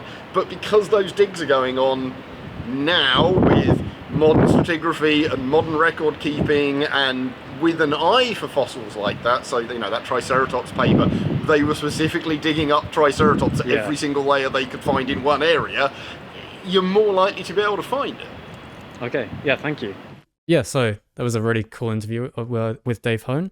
And yeah, he was really nice, really willing to answer questions and stuff. Busy guy. Yeah. Well, he's He a very said, famous paleontologist. Yeah, he is. I didn't know he was going to be there, so it was really No. cool Oh, when I we didn't know as well. saw that he was there, and we're like, okay, definitely need to ask him Considering a new paper. some questions. Yes. Yeah, so it's interesting. He said he was one of the reviewers Yeah, on the I didn't know Pterosaurs that. paper. And yeah, I mean, he seemed to think the conclusions Yeah, were pretty I mean, good. I don't know if I agree with his statement on that there should have been more autapomorphies, but I guess at the end of the day, with anagenesis, kind of. Yeah, well, I Yeah, sort of thought so. the point of the anagenesis argument was that There's little. there's only one. Yeah, exactly. But maybe, yeah, I guess I understand. Basically, as we talked about last week in the paper, this new Pterosaurus species like only has one unique trait for this species, and then every other trait is like a combination of primitive and advanced characters that you see in the older species and the younger species. So yeah, that is an argument for anagenesis, but I think maybe initially they had more unique features they'd identified, because he said that they kind of changed their diagnosis as they went with the description, which is interesting. Yeah, I guess it's up to interpretation at the end of the day, whether you think this is anagenesis or just another branch. Yeah. It's nice that Still the cool. trees being more and more completed, and the amount of research being done on Pterosaurus. Yeah, and I also, the second thing I asked him was, why do you think there's like so much evidence for anagenesis, like in the formations in Montana specifically? And again, I think we kind of brought this up last episode. It's just they have such complete records of the stratigraphy there and of the fossils, they can detect that. And then he said, if you add similar places in Europe that have that like that refined sequence and animals changing over time. Yeah, I think, did he use the example of Rhamphorhynchus or something? Some kind of pterosaur, I can't actually remember now. But, well, you might start seeing this pop up in Asia a bit more often now. Is the Considering how good Rhamphorhynchus thing with the they are. Monophonestrata? I can't remember. It may have been Pterodactylus, just like really good records of them changing in like a section of stratigraphy. But yeah. Oh, okay. But we did, well, I'm not gonna lie, we had a really interesting talk by the paleontologist who named Skarsgård. Skarsgård. Yeah, however you pronounce the new pterosaur from the Isle of Skye. Yeah. If we're going to talk about that, I'll just bring up the paper. I really love that presentation. It's Yeah, so the good. presentation was amazing. Yeah. She was so lively, so funny, just... yeah, it definitely brought it all to life. Yeah, 100%. Yeah. Here it is. It's an interesting pterosaur because they put all the skulls of what we think Rhamphorhynchoids look like. You could definitely see there are so many changes. There's so many differences going on in that skull. Yeah, well, that's something I quite enjoy, because obviously, like, I'm not really much of a pterosaur man. I don't really understand all this. But you start sticking it into, like, a sort of more informal presentation style thing. It's like, okay, I can see what's going on now. Yeah. I understand the process, what's going on behind that. And that's what I think I liked about TetZooCon. Just, it's nice to have a good presentation on it. I mean, obviously, showing things graphically is always going to be very nice. Apologies. Their name is Talia. I'm not going to try and pronounce their last name. I apologize. Yeah, no, she was really good at talking, just like very energized and enthusiastic. What I learned great. is fire lasers at everything. Yeah, really enjoyed that. So the Sunday morning of TetZooCon was actually all pterosaur talks. So we had Yark. We had Ishtarcoids. Liz Martin Silverstone talking about Isle of Skye material as well. She's talking about CT. Yeah, so CT scanning pterosaurs and how CT scanning works, which was really cool. Yeah, that was cool. Yeah, and then we had the pterosaur researcher panel. So it was that was good. Darren Naish leading it. Then we had Mark Whitten, John Conway, Natalia, and Liz. Did you say Mark Whitten? Mark Whitten. Yeah, you said Mark Whitten. Yeah, that was all of them, wasn't it? Yeah. Yeah, it was interesting because you got a big range of pterosaur workers and paleontologists just Yeah. bouncing off each other when it comes to talks, Yeah, and it was some brilliant. dark. I think the most interesting stuff with a lot of the stuff that was brought up was sort of where things could go. Like with a lot of the talks, it's like, okay, what is the next step? I think that's always very interesting. The See next where step things in can go. paleontology should always be filling in that fossil record.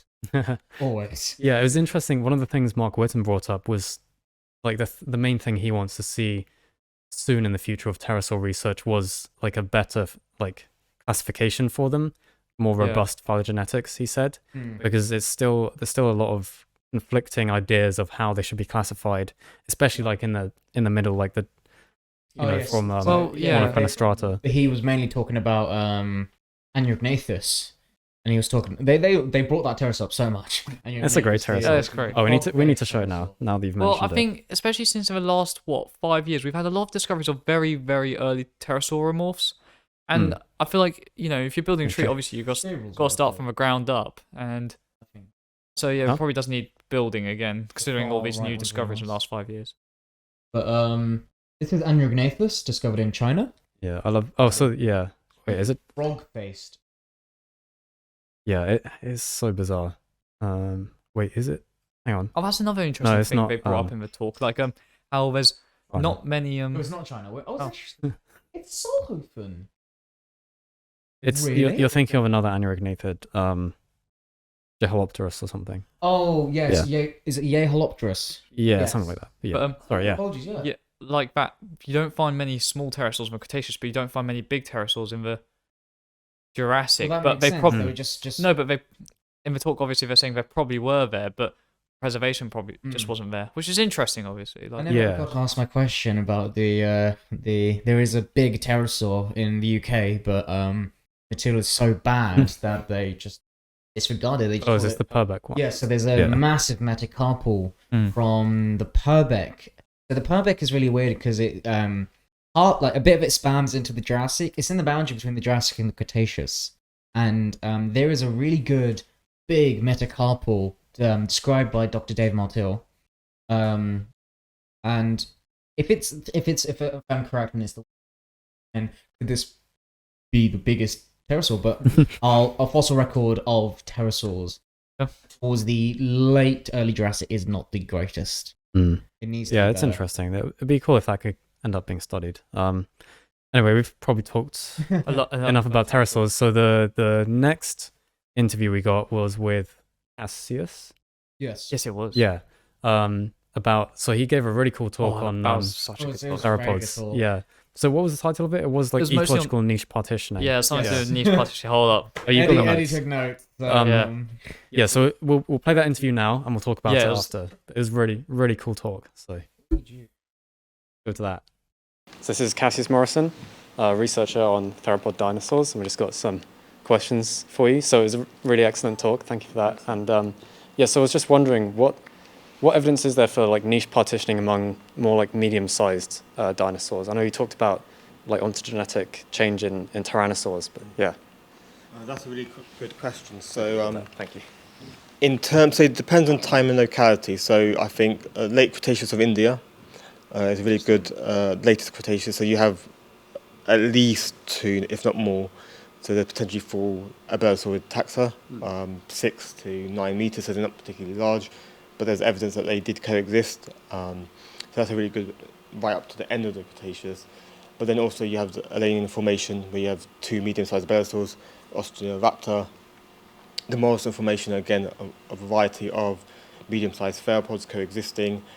So it's really a trait of Tyrannosaurs, or more advanced Tyrannosaurs, where they seem to remove this medium-sized niche in terms of predators, as it were. So it's a feature of, say, the Jurassic end of Gondwana, where you still have this medium range. Interesting. And I wanted to just quickly ask, I'll just grab that, thanks. I wanted to ask, when you look at the Bahare Formation, you look at the Chem, what do you think of how the media is portraying like these abelisaurs? Because they're making them look like they're scavenging off other bigger carnivores' foods, or do you think they would actively pursue going after herbivores?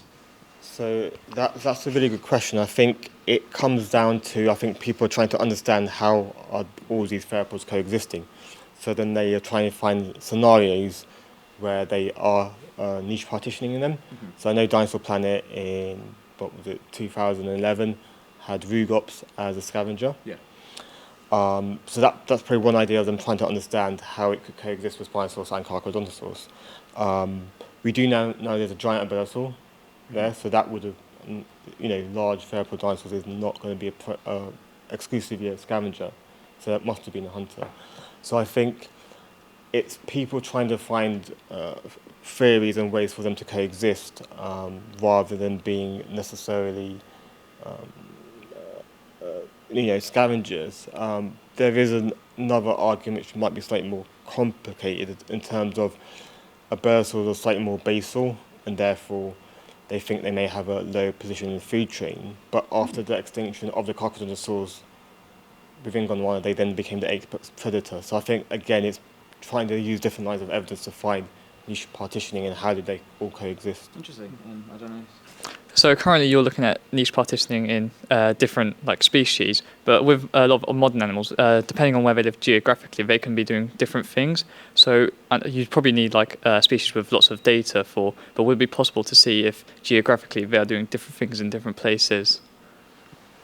That's a brilliant question, and probably a dream of all paleontologists to be able to answer that. Now, if there's some caveats to that. So if you had a really good fossil record, if you had really good dating, then you could explore that, and they have done that in North America. So Thomas Cullen has done really good work, and his team and his collaborators have done really good work on ecological niche partitioning through isotopes of late Cretaceous North American faunas, and there do seem to be trends and variations between the ceratopsians and hadrosaurs, and also that reflects into the carnivores as well, like the Tyrannosaurs. So if you had that record, you could then monitor change and see if it is geographically speaking, and you also need to have it time-wise. However, when you go further back in time, the ability of those sediments to be preserved is reduced. Also, we talk about North America being continental, so a really large continental landmass, whereas in the UK, especially for megalosaurs, we are much more tiny in comparison. But also a lot of fossils are very fragmentary, so we just don't have the same record to compare them. That being said, it's places like Argentina, which is really it's really a big booming paleontology society community there, and lots of really amazing paleontologists. So it'd be places like that where you may be able to do a similar analysis as in North America. Thank you very much. I think there's a lot to be said about people, if you have an interest in, say, Gondwanian dinosaurs or dinosaurs anywhere in the world, do reach out to the researchers there. They're usually more than happy to chat to you, collaborate and help you. And it's actually, when you have an interest and you work mutually beneficially between different parts of the world is where you're really going to get advances. And I know many researchers who have really good, productive working relationships with people in South America, and people in Egypt, and actually it's these sort of relationships and when they're working together which really help them boost the paleontology in that region. So if you do have an interest in Gondwanian dinosaurs, in sauropods, in titanosaurs, in carcharodontosaurs, do reach out to researchers there. You may really help shape the future of research there. Sweet, thank you so much. Thank you so much. Thank you very much. Okay, I hope you enjoyed that. Cassius was such a nice guy. Yeah. And yeah, his talk was so interesting. I love that. Definitely inspiring, and Yeah. possible meetups again. Yeah, I think who knows? that's another good thing we have to keep that secret with for it all. now. With TetZooCon, everyone's very welcoming and being like, oh yeah, we can do stuff. Yeah, really, really encouraging of, as he said, at the end of that interview, he was saying about how, if you reach out to researchers, they'll be really helpful. He's encouraging people. Encouraging us especially as well. Yeah, really encouraging of our enthusiasm and the questions we were asking him. So I want to keep what he said a bit secretive for now. yeah, Bring it up. Just we need. have to see if Wow, people's that works out. But attentions. Yeah. So do you have any? The title was Ecological Niche Partitioning Amongst Non-Coelosaurian Theropod Dinosaurs. There you go. it was so cool. So you got detailed notes about what well, if people don't know, non-coelosaurian dinosaurs are they're the ones that aren't basically raptors and Tyrannosaurs basically. It's mostly looking at like allosaurs and megalosaurs, spinosaurs, those sort of ones. That was probably the best talk about megalosaurs we've ever Oh yeah, like seen. you think there's hardly any information on Torvosaurs or megalosaurs just in general. Like I think the last thing we hear about them is probably when Torvosaurus guerniense was described like 10 years ago. Sorry, I've got just a quick theropod cladogram explaining what. So these are the Pterosaurs down here. So Tyrannosauroids, Compsognathids, Maniraptoriforms, and leading to birds. Yeah, so, So anything that's excluding not that. all of them. Yeah, Megalosauroids, which that includes Spinosaurs, Allosaurids, Carcharodontaurs, and all that. Yeah, no, so megalosaurs were very interesting. And I think it's a very interesting talk because obviously a lot of people, they see multiple carnivores from one place and they're like, oh, well, that's not right. But obviously it talks, well, there's Africa today. Well, the Chem. Yeah, no, but, just in general, like when you find multiple theropods from one place. And it's, very interesting going into like how to find out all the ecology about all these different dinosaurs, what kind of methods he used, and like what conclusions he came to, like even being able to like. So obviously, everyone's like, oh yeah, Spinosaurus, that's got its own niche because it's the fish-eating one. But then he goes on to talk about how megalosaurs were probably also a piscivore as well. But he was able to actually separate them between megalosaurs being saltwater fish eaters and Spinosaurs being freshwater. And it's like, so being able to divide it down to that sort of precision. Yeah, so there was a lot of using isotopes. Oh yes, to I love good get that isotope data. analysis. Yeah, that's always useful in paleontology. Really quickly as well. I sort of alluded to this in the question I asked him, but in the talk he kind of explained how it's interesting in places where you get tyrannosaurs, or at least like derived tyrannosaurs, like T-Rex itself, and then you kind of don't see like the medium-sized theropods because the tyrannosaurs, as they grow, fill in those mid-size theropod niches, which is pretty cool. So they go through a lot of like change as they grow up and change what they're feeding.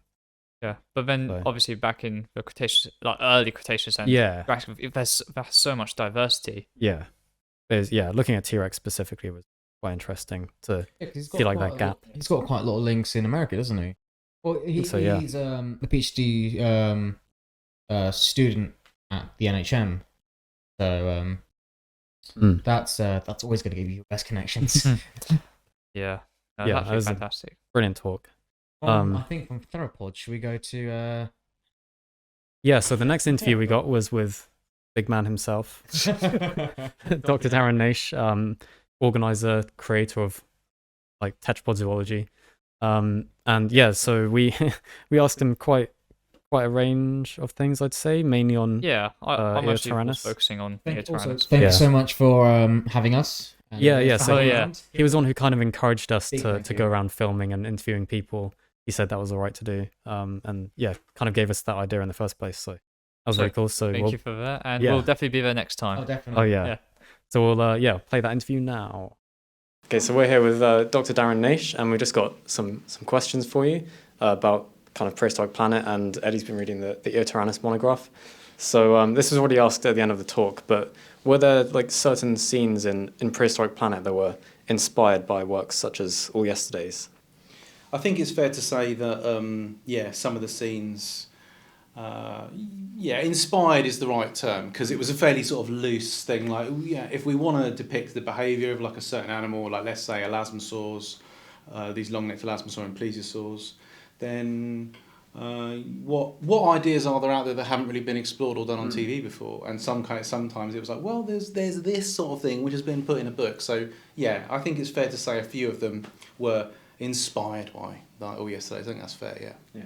So you have that original 2001 paper describing Eotyrannus. What was the aim of this monograph? The aim of the monograph was to produce the kind of final detailed description. The 2001 paper was always meant to be just a sort of initial preliminary, report of the fact that, hey, we've got this new dinosaur and we're slapping a name on it. We only described kind of like, 6 or 7 bones in the 2001 paper, whereas the animal's actually represented by, I don't remember off the top of my head, but let's say 50 bones. There's a lot to do there, and obviously there's the more detailed analysis that we didn't do in the 2001 paper, like detailed cladistic analysis and more discussion of its taphonomic history and what the whole animal was like. There wasn't much space to do that in the initial paper. So yeah, it's just basically meant to be sort of like a fuller, more complete description. Probably one of the more interesting bones of Eotranis is that nasal is highly thickened and pneumatic, with what you describe as a proportionally large foramina, like T-Rex only coming close to that size, which being the most derived of them. What could the purpose of that be?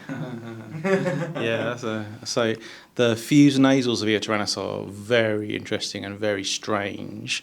So our initial assumption, and I think everyone's assumption about Tyrannosaurid nasals, is that we've got a reason for thinking from a whole bunch of studies that they were involved in conducting stress, from where they're biting at the front of the snout, the stresses are being conducted and dissipated across the rest of the skull. So therefore you assume that they're solid. But what's the deal with the fused nasals of Eotranis having these giant triangular recesses on the side and, as you just mentioned, these particularly big foramina, these big openings on the dorsal surface? Well, these look to me like pneumatic structures that are connected to the air sac system. So at the same time as I was finishing the monograph, I was arranging getting myself and Neil Gosling, Chris Barker, colleagues at the University of Southampton Paleobiology Group, let's CT scan it and what's going on. And I'm not going to tell you the results, I can't, but what? Yeah. Whoa, there's something really weird going on there, very special. Okay. That's all I can say for now. One more about Eotranis. So you mentioned it's not an arctometatarsalia. Now, not to jump the gun, but would that mean it's potentially a less efficient walker/runner compared to its later relatives? And considering that this feature is seen in Dryptosaurus, a non-Tyrannosauroid, yet still fairly close on that lineage and seen in Apalachiosaurus, when did this trait arrive? Yeah, that's a pretty horrible question.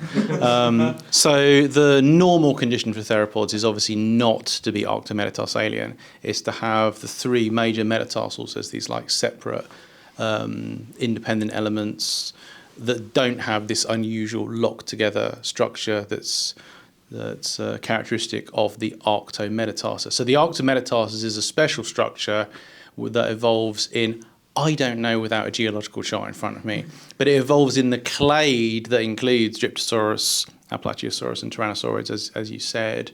So yeah, Eotranis has got the normal, so-called anatomically primitive condition. Why the Dryptosaurus plus Tyrannosaurid clade evolved that novelty? Well, obviously we don't know. We never know why these structures evolve in the first place, but it's something to do with energy return during running. So maybe it's they're bigger bodied than other tyrannosauroids mostly.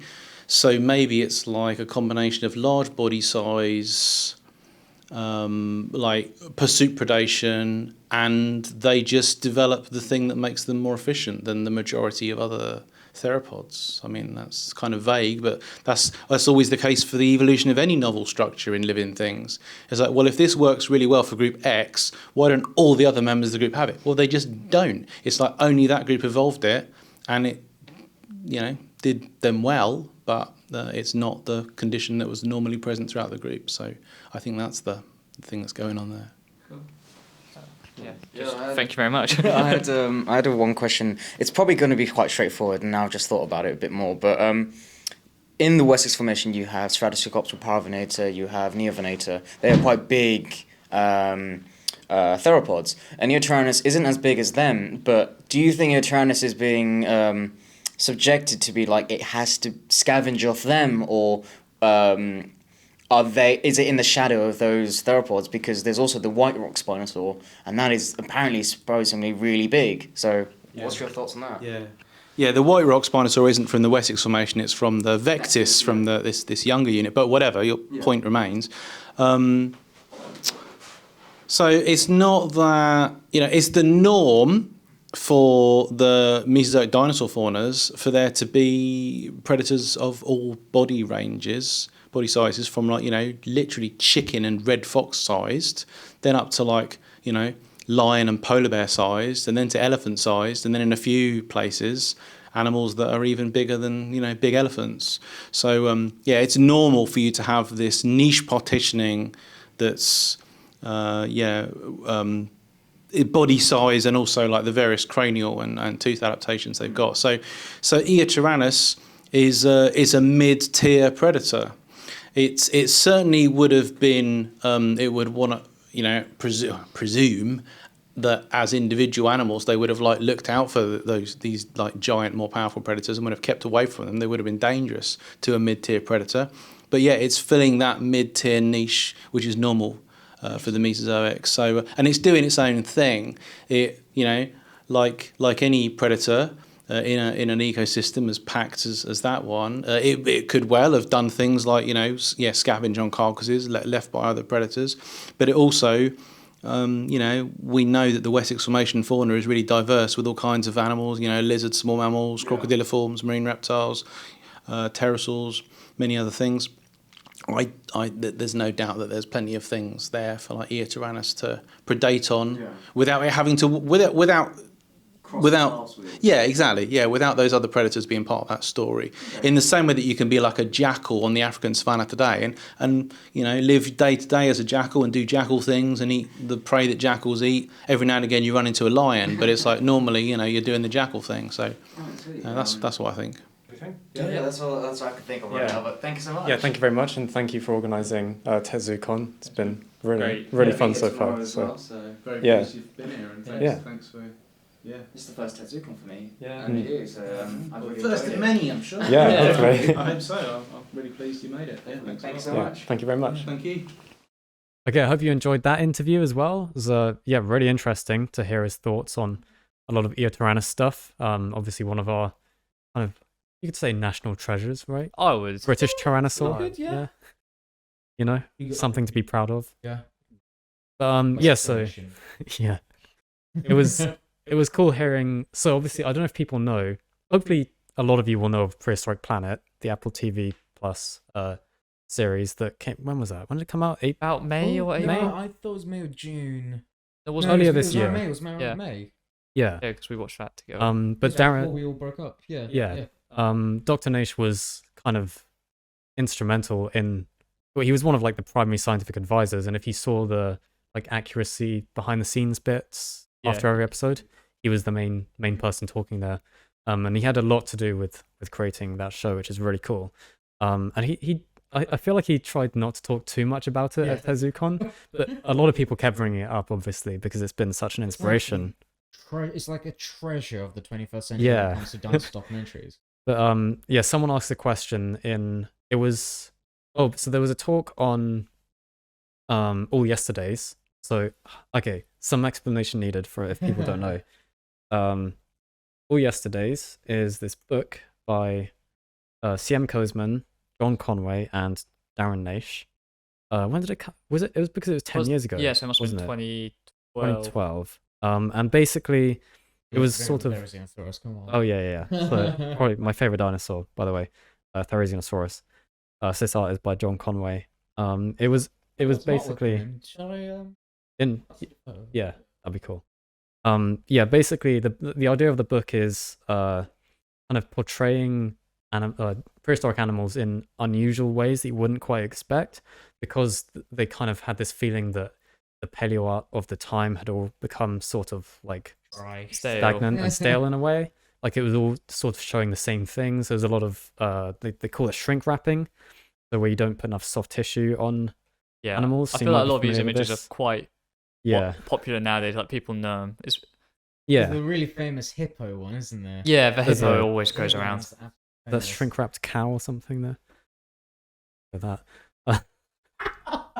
Did that come up? What was it? I didn't see. No, it doesn't. It won't show the very bottom of the screen, but do you see that? Oh. CM Koseman, why do you have to do this? He was selling that.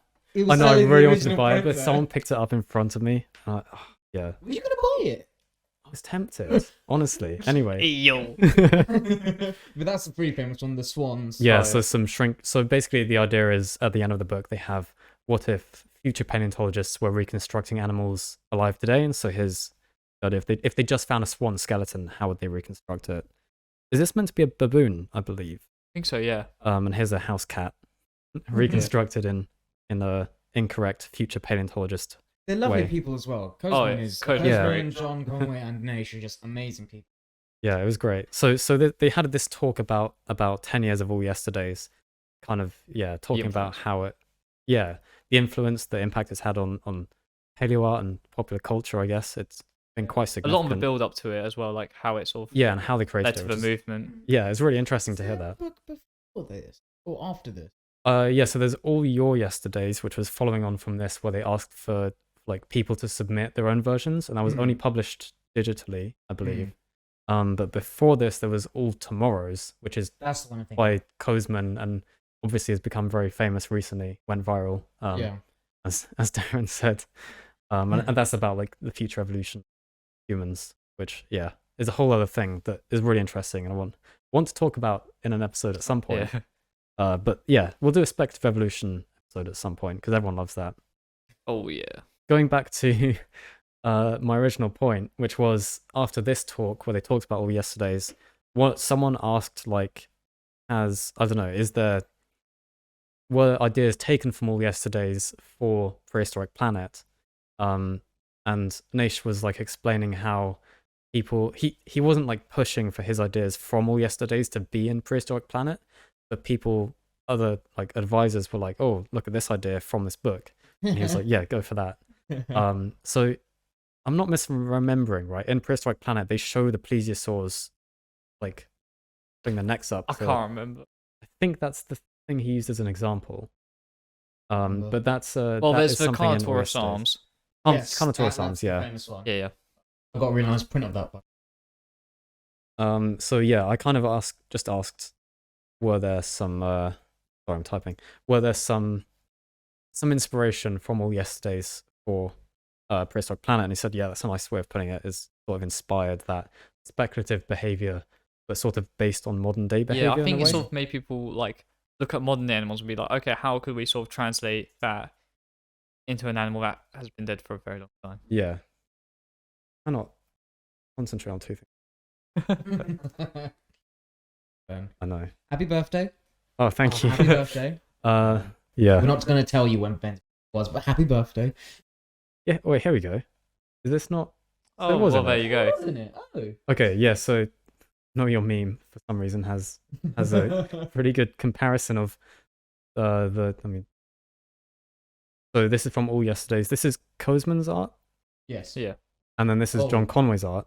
Yes, yeah. And so they had obviously the famous Carnotaurus dancing arm, and then they had the plesiosaurs using their long necks as display structures. So cool. I'm very surprised the air sac of the sauropods was not in all yesterday's.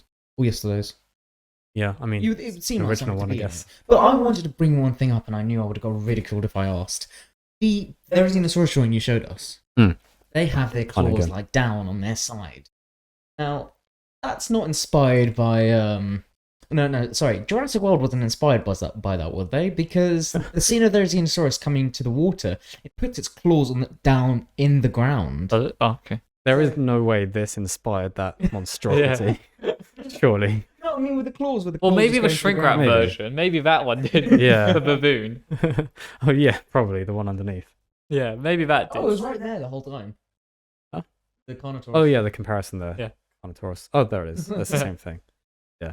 Yeah, no, I wanted to ask a lot about the Eotaurus monograph, considering obviously he worked on the original and then coming back to it. It is very cool. Yeah, so he'd been trying to get that published for a very long time, I believe. He described it briefly in 2001. Yeah, so let's talk about Eotyrannus for people who might not know. It's a British Tyrannosauroid. Yes. Yeah. What's the other term? I can't remember its name, and I like bringing it up. That's with P. These are not nice reconstructions. Don't know what you Oh, mean. here we go. Gable's reconstruction is brilliant. If you scroll down. I think that one's actually in the paper, that one. Yeah, the Isle that's of Wight sclera website. extraction. This one. Yeah, that's sclera extraction. Yeah. There it is. That one. Yeah, that's Gabriel's. He's a paleo artist, a fantastic paleo. That's his reconstruction of Eotyrannus. Yeah. He also reconstructed Isle of Wight Velociraptorian, raptor. Yeah, There we go. but it's just always interesting to go back to fossils like this and look at them with new eyes, and especially since in the last probably 10 years, people have started putting it in different groups like Megaraptorans, and so part of his paper was going, no, it is a Tyrannosauroid, although Megaraptorans do fall into Tyrannosaurs. That's Really interesting. Putting this into Tyrannosaurus. Oh, it's based on multiple characteristics, Yeah. but one of the main ones for Tyrannosaurids is in the pelvis, which it does have material for.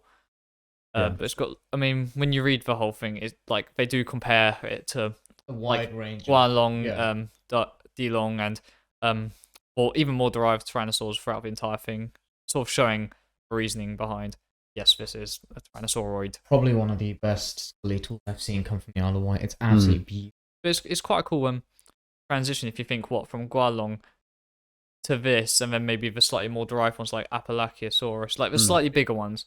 Because obviously this is a bit bigger, more robust than Guanlong, but still not there quite. We have some more news on the way for Tyrannosaurus in the future as well. Hopefully, yeah. Sort of asked him about that, didn't you? Yeah. Well, hopefully he's got more stuff coming in the future. Because there are some very interesting structures in Tyrannosaurus. Yeah.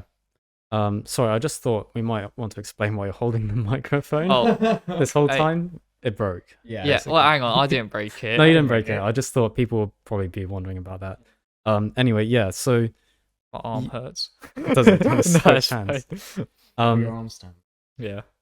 So you also asked him about like more niche partitioning. So did we explain what niche partitioning is? We just went straight into it, so apologies. Yeah, it's basically just where you have multiple kind of sort of similar-ish organisms in an environment, but then they can live alongside each other because they're all doing slightly different things. Like they might be migrating at different times, might be eating like different things at different times, or just like slight differences in ecology that so they means they can have like similar sizes or like convergence even though.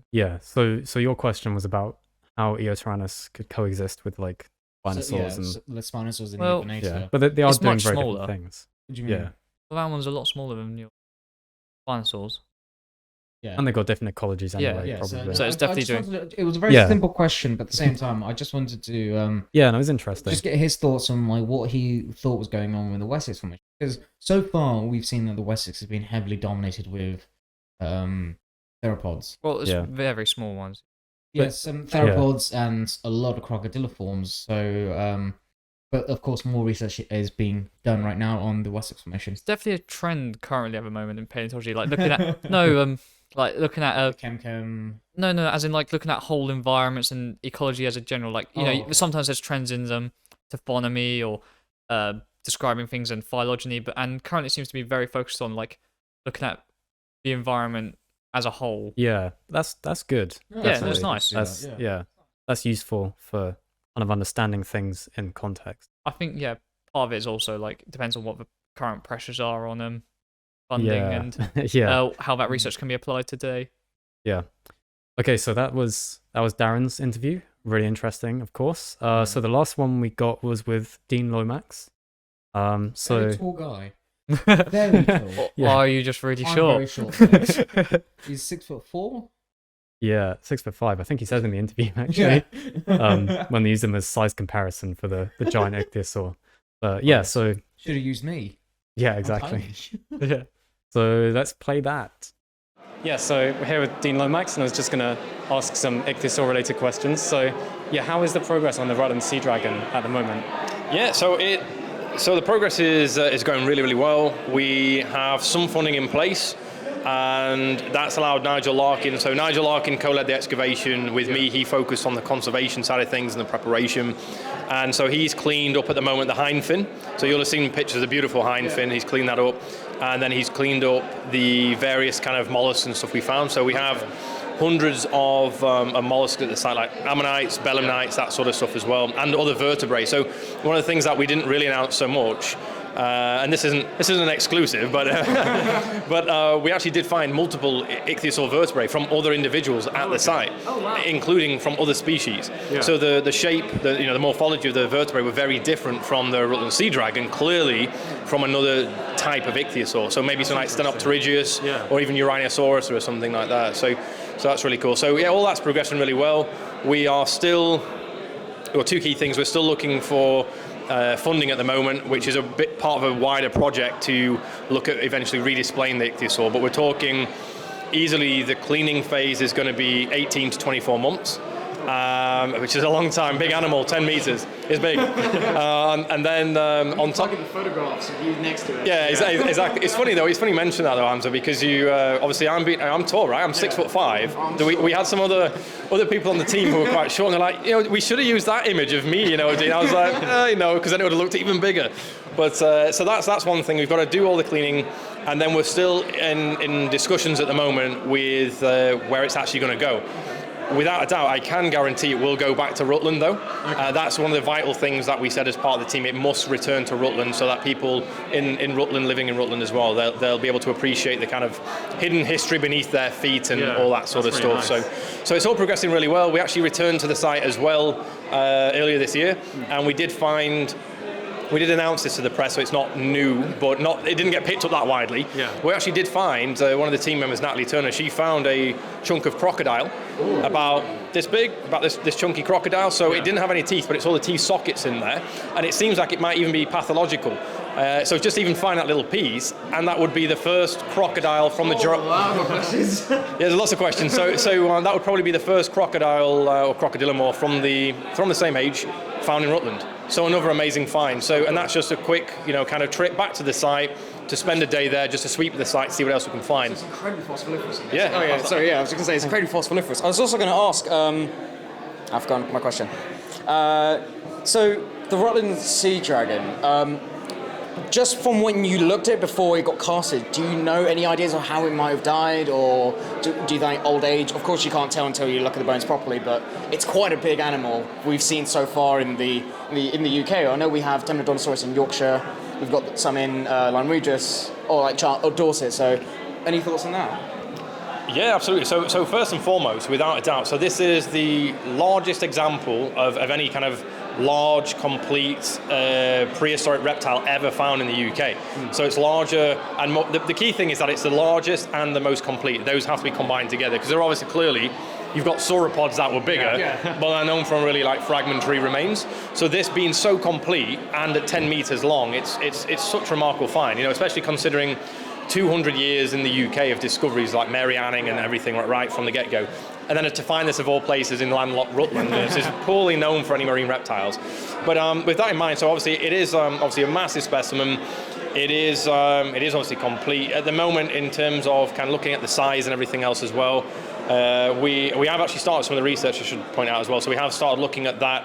I've been to Germany to look at comparisons with some other very large skulls. So like you say, we have obviously stuff in Yorkshire as well. You have a specimen at York Museum, I think, called Temnodontosaurus crassimanus.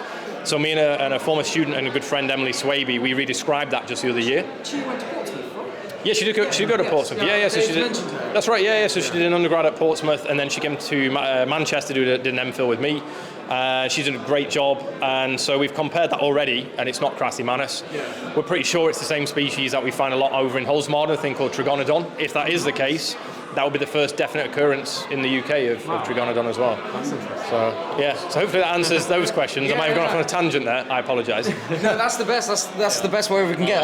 Yeah. Actually, so building off that species thing, sorry, what was that other species you just said a second ago? So Temnodontosaurus trigonodon is what we think at the moment, at least. So, well, it'd be very significant if that is the first in the UK. What could be the chances of it being a new species, and what sort of characteristics would you be looking for in that? Oh, very good question. Yeah, so there is obviously the chance that it could be a new species, and we've already kind of discussed it with Joe Davis, the finder, and he's like, please be a new species. And we're like, it's all right, Joe, we're not going to name it after you. and if it's not impossible, but what we have to do is, the key thing is that all the pictures that everybody's seen around the world, obviously me laying down next to it and everything else, is just the top surface, so the surface that was eroded after this animal died, right? Which I will come back to. I did miss a point, Hamzah, about kind of like how did it die and stuff. So two parts to that answer that. So we do think it probably is an adult, almost certainly it's an adult, probably died of old age. However, there are some potential scavenging marks, maybe some predation there as well. We found when we were removing the tail, there was a portion of the tail, so towards near the fluke, where the bend in the tail is, that was kind of set alongside itself. Not reset and fused, but kind of just lying next to it. But it's right at that point before the fluke. So what we think was probably happening is that something was scavenging away and pulling at the fluke. But we actually found a tooth right next to there as well, of another Temnodontosaurus. Wow. So we think maybe there's some potential cannibalism or whatever going on there as well. And so yeah, so it, bring that back round, there is a potential that it could be a new species. At the moment, based on everything that we've seen as it is in the ground, of course, like I say, that's the portion that's been eroded by, and been exposed on the sea floor. Based on that, we do think most likely it is Temnodontosaurus trigonodon. However, because the plan is to flip the entire thing over and then clean from the other side, which should be the best preserved, and not to go on record with this, but it is on record. So the potential is, I really hope, fingers crossed, that when we flip the skull over, we're going to have a nice jaw with teeth and a big sclerotic ring. That's the hope. If my suspicions are correct, we should have a similar preservation to a specimen that is at Stuttgart Museum. That's kind of what we're hoping. Anyway, looking for the characters and the different features, we'll be looking in the skull, particularly for how the individual skull bones fit together, especially around the orbit, and if we have it exposed around the brain case and stuff as well. And on top of that, once we have the humerus and the femur in 3 dimensions, we'll be able to look at that, physically in 3D, and compare the features of the humerus and the femur with other specimens of Temnodontosaurus trigonodon. And in addition to that, we'll probably look at the morphology of the forefins and the hind fins as well, and potentially look at the counts of the vertebral column too. So how many vertebrae it had in what we call the pre-caudal count. So before you get to the caudal vertebrae, how many you've got until the tail bend, all that sort of stuff. So in the worlds of ichthyosaurs, all those types of things are quite important. On that point that I want to say real quick is that I am really pleased that you're working on the ichthyosaurs, Ben. No, it's brilliant. And you're working on the specimen at Abingdon, right? Yes. Yeah, so I remember seeing that a few years ago, and I remember seeing that there was some scavenging predation marks, potentially anyway. Yeah. And it's been unpublished. Yeah. This is one of the things that a lot of people say to me, so how do I get into paleontology and what could I work on here? And it's like, go to some of these museums, especially the obscure museums. Yeah. Like Abingdon, so few people have been there because it's not a big museum, as it were, but it has a brilliant collection of stuff. Yeah, so they had recently some, is it James Etienne? He's a local collector of Kimmage clay fossils. Yep. And he had most of his collection there. Some amazing specimens of plesiosaurs and pliosaurs as well. So yeah, there was a really nice story they made of this. Plesiosaur was incredibly young, staying quite close to its mum, and then a pliosaur came along and just attacked the plesiosaur because they were found quite close to each other, and then the mum tried to defend it, and then the pliosaur just attacked the mum. So there's a massive story behind that. Yeah, I'm not sure about that, but yeah. Well, thank you very much for this. Won't take too much more of your time, but that's all right. Yeah, thank you. Yeah, my pleasure. Hopefully we'll see you in the future a bit more experienced. Yeah, absolutely, yeah. Sweet. Okay, yeah, so that was Dean's interview. Really nice guy, of course. I actually met him, it was 5 years ago exactly now. It was December 2017 is when I met him. And it was marks the date. Yeah, I do have the date marked somehow. Oh my gosh. Because it was a talk I went to of his, and I've still got the tickets. Oh, in my copy of Dinosaurs of the British Isles. Yes, embarrassingly gave him my copy of Dinosaurs of the British Isles. I wish he had it here. Oh yeah, I wish I had it. It's absolutely destroyed. It's ripped to shreds. It's muddy. And I apologized before giving it to him to sign. And I was just like, I'm so sorry. It's been in the field with me, and he was like, no, that's good. I need these books to go in the field to help people. So he's a lovely guy. Yeah. So yeah, we asked him about the Rutland Sea Dragon. Oh yeah. Of course, I need to find some images. Yeah, that was all over the news, wasn't it, when that was announced? Yeah. Very cool. Is it the biggest ichthyosaur? From the UK. Well, biggest and most complete. So here we go. You've probably seen. I don't know if you keep up to date with paleontology news at all. You must have seen it was on like the actual news as well. It was on BBC. It's right there. So I remember my grandparents talking about it. Because right now the fossils being prepared by a preparator known as Nigel Larkin. That's his name. There he is. Nigel Larkin. But There's he a has scan other of the- names. There's Yeah. a scan of the Rutland Sea Dragon. Yeah, so I didn't. Absolutely fantastic. Absolutely Yeah. massive. It's a 3D as well. Oh, 3D damn, preservation. that's insane. Yeah. And as Dean said, I think they're hoping the other side of it will be really nicely Yeah. preserved, but they can't tell. It's going to take ages to prep it. Oh, yeah, you won't So, hit. I Well, think he said he had finished the kill. I don't Or he's remember. But almost yeah. finished the yeah, I guess kill. like they'll just publish research as they go along with it, because obviously Yeah. like, you can't go like 5 years without No, doing nothing. I know nothing about ichthyosaurs. I know, Ben, you're working on ichthyosaurs right now.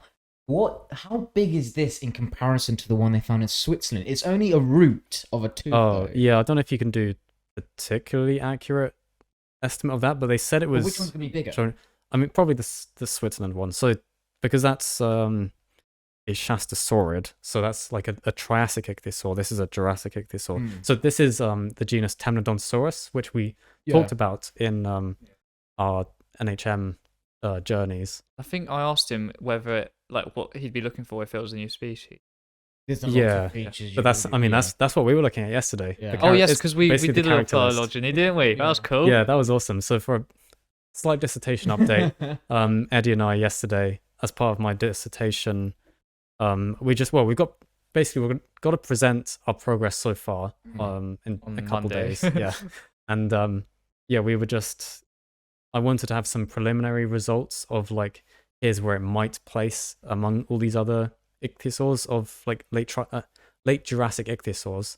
This is where it might be positioned. So I was going through kind of trying to work out as many of the characters as I could, which is not as many as it should be, but it's what I can see so far. Well, that's something Naish brought up in TetZooCon. Yeah. There's definitely not enough characters that you But, could have. To Matrix, didn't you? Yeah, so there's this already published like just matrix with basically they do like zeros or ones or sometimes twos and other numbers, and it tells you does it have this feature, yes or no, like shape of this bone, like diameter of this bone, length of it, whatever. Very time consuming because Yeah. I've just started my phylogeny and But, yeah, it was cool to run that and see where it placed. Yeah, it placed where we thought it was gonna. Yeah, I think that was nice. The hypothesis I was going with is where it ended up, but things may change when I add more characters. But that's the whole point of my dissertation project.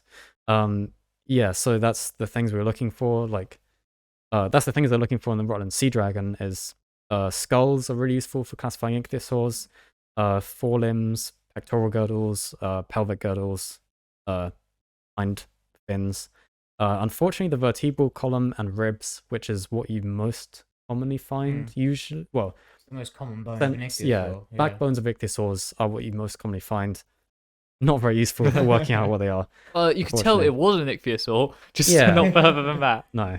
But yeah, absolutely fantastic specimen. So They've got very very big. interesting ribs as well when you cross section. Yeah, they They've do. got, Weird shape. Biconcaved ribs. I think he brought up in view as well. But it's good that it's going to go back to Rutland as well. Yeah, that's cool. So I don't know. Do they have a museum for there? it, I'm guessing. There must be a museum nearby. Definitely have. Oh yeah, Oh yeah, when we'll it's have a up, trip. We'll go Oh, there. yeah.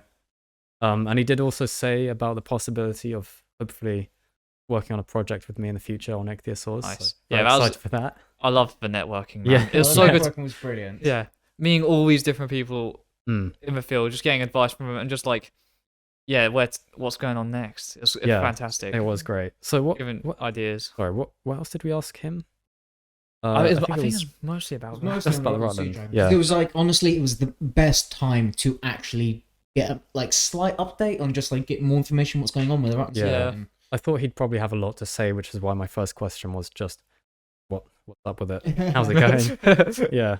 So yeah, it was really cool he could tell us that much. Because he said they kind of wanted to publicize the progress a bit more, but none of the media was really caring about it at that point. So but yeah, I'm sure it's until going a to new be thing, then they will. when it's When it's the T-Rex of the seas. yeah. A good name for a title. I mean, Do you know how many titles exist like that? Every single time there's something marine. T-Rex of the seas. it was impressive The how Orca much of the oceans. they already. The Orca of the oceans. Where already do have one. Where do they live normally? I'm tired, okay? But yeah, no, it'd be really cool to see that when it's Yeah. fully prepped and finished and on display. We will definitely be going and seeing it wherever it ends up in Rutland. They found this because of the water level went down, didn't it? Yeah, they had It's in the to reservoir. empty Yeah. the reservoir for some reason, and then someone found it. Yeah, crazy. That would be such And a his, cool specimen. his talk was good as well on his Hamzah book, Locked in Time, which came out Yeah. fairly recently. Mhm. Go buy it. Yeah, I've done a review of that. He sent me a copy of it to review before it was actually like officially published, which is really cool. Looking at 50 like amazing fossils that can tell you about prehistoric behavior. Yeah. Yeah, so that's what You his got talk to was see about. one of them, didn't you? Oh, the Thrinaxodon Boom and Mistega. Brumistega, yeah. The Oh, yeah. odd couple. I've done videos on it, but it's Yeah, the- you covered yeah, it. in South Africa. They just I watched them, I know. yeah. I really like the two mammoths. That one's probably my favorite. Oh, Oh, yeah. that was brilliant. Oh, we the gotta- Velociraptor and the Protoceratops. are really Yeah, that's good as well. classic, but I do love the two The mammoths. two mammoths are just What was that specimen brilliant. called? Do you remember? But yeah, do you want to explain what it was? Oh, it's basically two very Random chances, Oh. by the way. two is- very big bull mammoths that There like we go. One yeah. had- So they already knew there was one, and then as they were excavating it, they found oh, hang on, there's another one, Yeah, 'cause and the- they were literally like sort of connected by the Yeah. tusks. Oh, The right horn, the right tusk, Horn? the right tusk was damaged on one of them. The left tusk was damaged Yeah. on the other one. So they could were get damaged close. perfectly. Yeah. So they interlocked, Yeah, and they think that one of the tusks actually punctured the eye. yeah, because This one of tusk them is is slightly broken. Carving and- up into going the eye into the eye. socket. Yeah, and then I'm guessing it dying probably then and there just collapsed on the floor and took. Yeah, all but the- then Yeah. didn't they with it. crush? What Oh was it, yeah, a and then they little found coyote like, a underneath crushed it? coyote skull next to it. So they're Yeah. yeah, all three of them wiped out by this massive mammoth fight. Because normally they couldn't get that close, but it's very coincidental, and I just think it's fantastic. And it's how well- undescribed. I know. No one's described this fossil yet. He I said. love So mammoths do they now. Think it, Yeah. do they think it Oh, died is during, it? is the term brooding or Oh, Must. must. must? Where's Yeah. get that from? We're not Yeah. showing. We're not showing that image. Yes, we're not showing that Oh. image. No, but Well, yes. we could.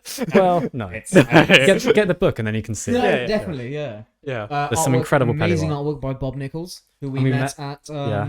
TetZooCon, an Yes. absolutely amazing artist in person. Right. Well, let's get some Bob Nichols up. We have to get the one I bought. Wait, what one did you? No, have a I guess. don't think we can talk about that. Oh, Yeah, so he's done a lot of He's done marine some reptile brilliant stuff. artwork. Yeah, his, But it's- this is I my think his favorite most famous from one the- is the Pterosaurs, isn't it? Oh yeah, he's the one was doing all of the responsible for the Yeah. like super accurate life reconstructions of The like cloaca, Saurus. yeah. Yeah, Well, just in general, like and he built that 3D model. Well, amazing paleo artist, and he's such a nice guy.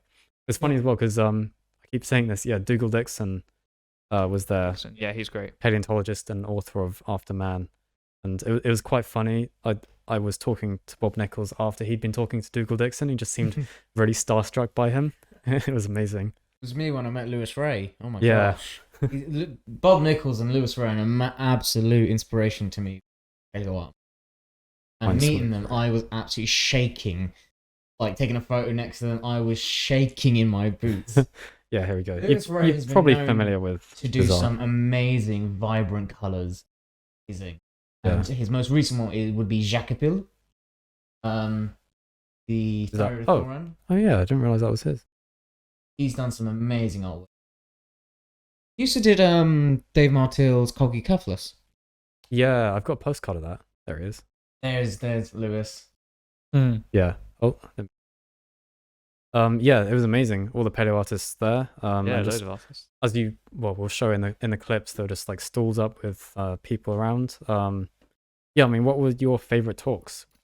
Well, I We did. can have a guess. I did very much love that Cassius Morrison one, Mm. but one I did want to bring up that we haven't yet was the Designing Aliens one. Yeah, that one was I was gonna say. fantastic. What with Fantastic. Dougal Dixon, Yeah. wasn't Natalia there? No, No, it no, it was, was, Jennifer. Jennifer. She's a Is it Jennifer Colbert? Yeah, basically she works with She works with babies and she works with birds. Cockatoos. She works with cockatoos and they Yeah. they test on yeah, tool the fact mechanics yeah, and and intelligence. intelligence. And personally, it was one of my favorite talks. That was a very good I talk. found it so fun. Yeah. She was such a lovely lady. You also Yeah.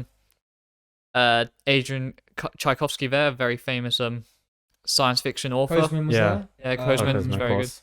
there. Joshua Nupe. Yeah, Nupe. Apologies on the name. Another amazing paleo artist. Yes, but brilliant. yeah, it was an absolutely fantastic talk. Just talking about Spec Evo and like going into their sort of process behind creating aliens or stuff like basically organisms that just don't exist and like Mm. how do you sort of because obviously we're sort of hardwired with these rules. Yeah. And so trying to find ways of subverting them and creating something completely different, and sort of like lots of hypotheticals and what they'd like to see in the future as well. But it's just very interesting to go into that thought process.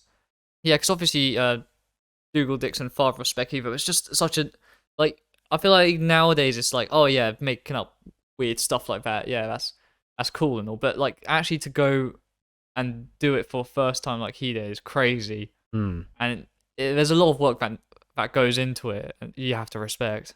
Here's a list of people who are doing There it. we go. Yeah, no, it was absolutely fantastic. I really enjoyed that talk. Yeah, it was amazing. Because who doesn't love this Spec Evo? Yeah, and something that this is previous years. Yes, something no one actually brought up when talking about alien design in fiction, but that I always want to mention it. Recent book by Andy Weir, author of The Martian, Project Hail Mary, alien speculative evolution designing that. Both species, incredible. Some of the best I've seen recently. I really need to read some of Adrian Tchaikovsky's work, because that sounds really interesting. Looking up details about him. Yeah, what was your favorite talk? It had to be the one of them had to be the tool mechanics and tool use in cockatoos. I found that I really like birds, and I found that really cool. I also like Morrison, Cassius's as well. Cassius was good. Yeah. But my favorite were Natalia, Cassian, and Jennifer. But my favorite had to be Jennifer's.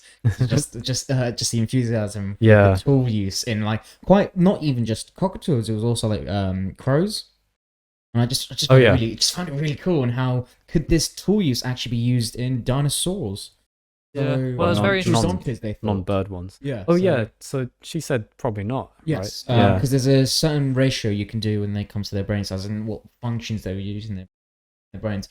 And the research that she thought may have worked has shown that troodontors may have not actually used it. But it's very speculative at the end of the day. Yeah. Yeah. I mean, well, at the end, it was quite interesting to see her presentation show that tool use is more widespread than you think. It's just how intelligent it is. Yeah, that was interesting. That could be a whole episode by itself. Yeah. We should do. We won a prize. Oh, I didn't bring it. You didn't bring it. I was going to last time. We were going to record yesterday. I brought it. And Yes, so didn't. we at the end you can see end of TetZooCon quiz, numerous amazing prizes. We came like 4th, 5th. Yeah, around there. Yeah, but it was mostly Ben. We did do as a group, so. But then only one of us went for the prize. So we let Ben here grab a prize. There's this amazing handmade Gorgonopsian Do you think it'll be on? plushie somewhere. I can add in an image of it, but yeah, it's amazing.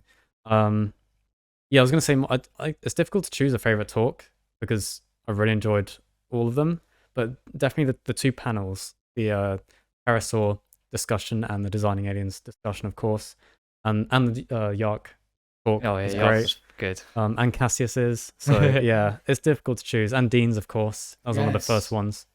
Yeah, no, it was a really fun weekend. Yeah, I loved it. And It's not done anything like that before, and it's just great meeting all those people, Yeah. especially a couple of people who actually were fans of the channel. Yeah, quite a few people recognized me, which is really cool. Really nice to meet all of them. Hopefully they're watching now. Yeah.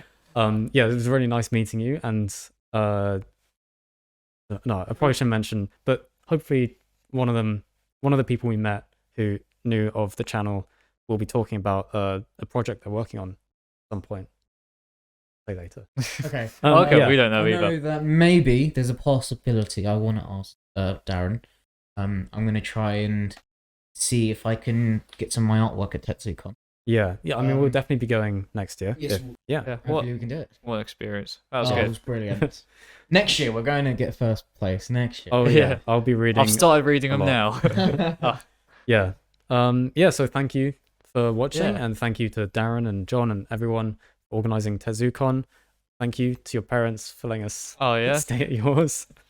I mean, well, I want to also say thank you to them as well. Then. Yeah. Yes, definitely. Thank you. Thank you for having us and driving us as well. Yeah. And thank you to Southwestern Railway as well.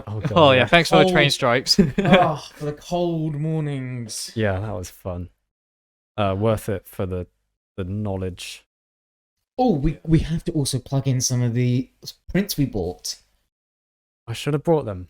Yeah. Well, I mean, I bought a copy of After Man, which was So very yeah. nice. you've got your That's cool. you've got your Pterosaur print Yeah, I as well. bought a Mark Whitten Pterosaur piece. Yeah. It was Yeah, very nice. we'll plug in like images or Yeah, like, and this is all prints. stuff we can probably talk about. We'll definitely do some Spective Evolution episodes Do you and know- talk about after. Oh, that. yes. I'll Yeah. talk about something after. But anyway, yeah. Yeah, so thank you so much. And we know there's been a Spinosaurus paper you might have heard of. We'll talk about it in the next episode because this one's gone on Let's long hope enough. There's been so much dinosaur news, and we'll cover it next time. Yeah, so- it This literally- was more important because we enjoy it. So, unlike Yeah. Art. Yes. Anyway, thank you, and see you next time. Okay, dinner time. Yeah.